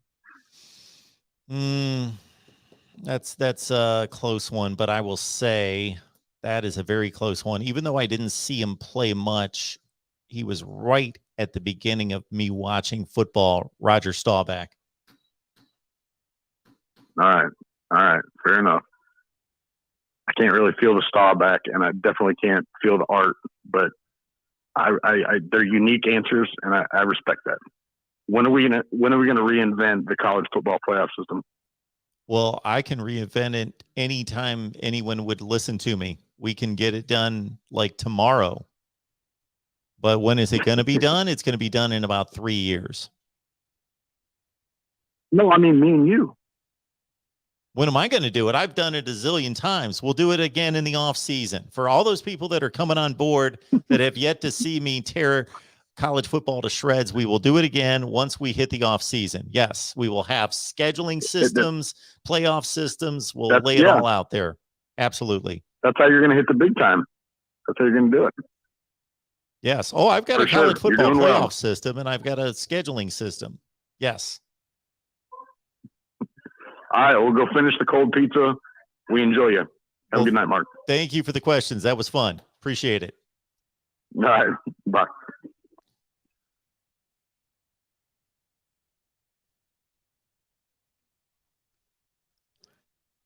Yes.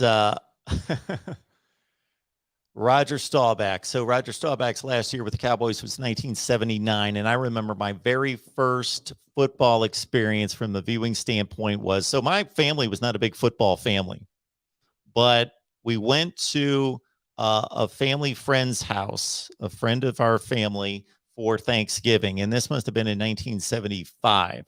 And I still remember sitting there, and I'm just mesmerized by this NFL game that I didn't know what was going on, but O.J. Simpson was just tearing it up. So O.J.'s in his prime.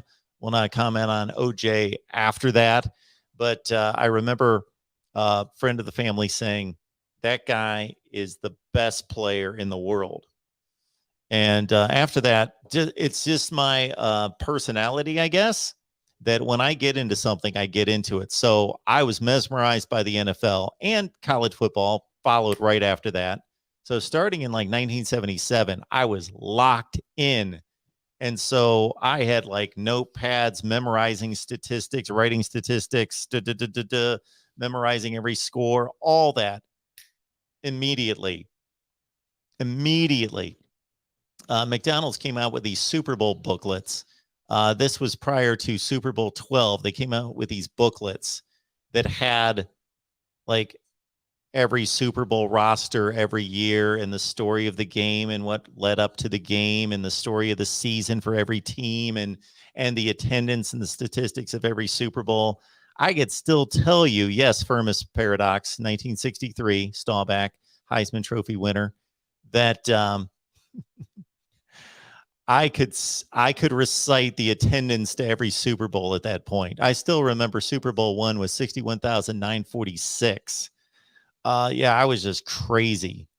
I used to, this is how, so I don't even know, Rain Man-ish I was at the time and still am to a certain extent. Hopefully I've become a little bit more practical. You old timers will remember when you would get the Sunday paper, and during baseball season, they would have everyone's statistics in the Sunday paper. Well, because it was the newspaper and because it was delayed, That was everyone's statistics through Friday. And that just bothered me that this was Sunday and I only had the Major League Baseball stats through Friday.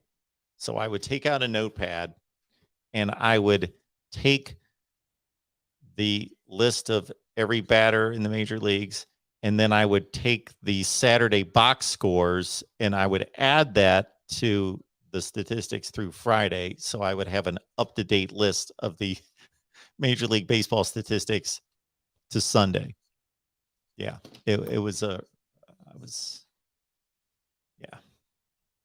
I used to memorize geography too. I was big on geography. My mom tells me, I used to look at maps and memorize maps, and I could tell you how far it was from Chicago to Evanston, Illinois, all those sorts of things. That would be Evanston, Evanston, Illinois, Evansville, Indiana. All right, I've talked way too much. I'm starting to ramble and trip over myself because it's 2+ o'clock in the morning. And you know what was going through my mind this morning when I was like 6 in the morning and I couldn't sleep anymore, and I had only slept a couple hours, and I thought, I'm going to have to be up all day today and then do the late night show, and I'm going to be toast. Well, I'm not quite toast, but that was going through my mind at 6 o'clock this morning thinking, Mark, please sleep. Can you sleep a couple more hours? And it just never happened. The real MVP, yeah, flags. That's another good one. I never really got into flags, but I get it. And Tony, you must be on the West Coast. It's only 11 o'clock. I get it. So top 25, that actually makes sense. Virginia's probably slipping out of it right now as we speak. They had snuck into my top 25. That actually makes sense last week, and now they've blown it. They have blown it. But then again, I think we've got a correction to make. You see that? 12-5 against the spread. I am going to call it right now because they are up by 17 and they only have to clear 2.5 points. Here we go. 13-5 against the spread this weekend. Thank you, BYU. Nice job, boys. 13-5 against the spread this weekend. Join me on Patreon. Just search Mark Rogers TV. It's $5 a month. I have a lot of plans for what we're going to carry on into the off season. So stay tuned for that. We're going to do our best to provide the best content possible. Do we do that now? No. Many days I fail, but we continue to push forward. Appreciate everybody being here. Appreciate all the kind comments. Appreciate Rockerfella. Thank you so much for that. Yes, I do money line, John. I went, I can tell you, yes, I was 119. That means 119-41 against the spread coming into today. Or I'm sorry, not against the spread, money line. And money line today, come on, I was, let me add it up. 1-0, 2-0, 2-1, 3-1, 3-2. West Virginia beat Iowa State. 3-2, 3-3, 4-3, 5-3, 6-3, 7-3, 8-3, 9-3, 10-3, 11-3, 12-3, 13-3, 14-3, 15-3. I had a pretty good run at the end of the day, huh? 15-3 money line today. Those are all the top 25 games. Plus, I tack on a few other ones. 15-3, John. Money line today. 15-3. I missed Pitt, Miami, Iowa State, West Virginia, Michigan, Michigan State. There you go. All right, folks. Appreciate you being here. Top 25, that actually makes sense. Please shop Amazon when you do. I'm not asking you to shop Amazon, so I'm not a Amazon guy. But if you do shop Amazon, which most of you do, the stats show it. When you do, please use the link in the description section of the videos. Again,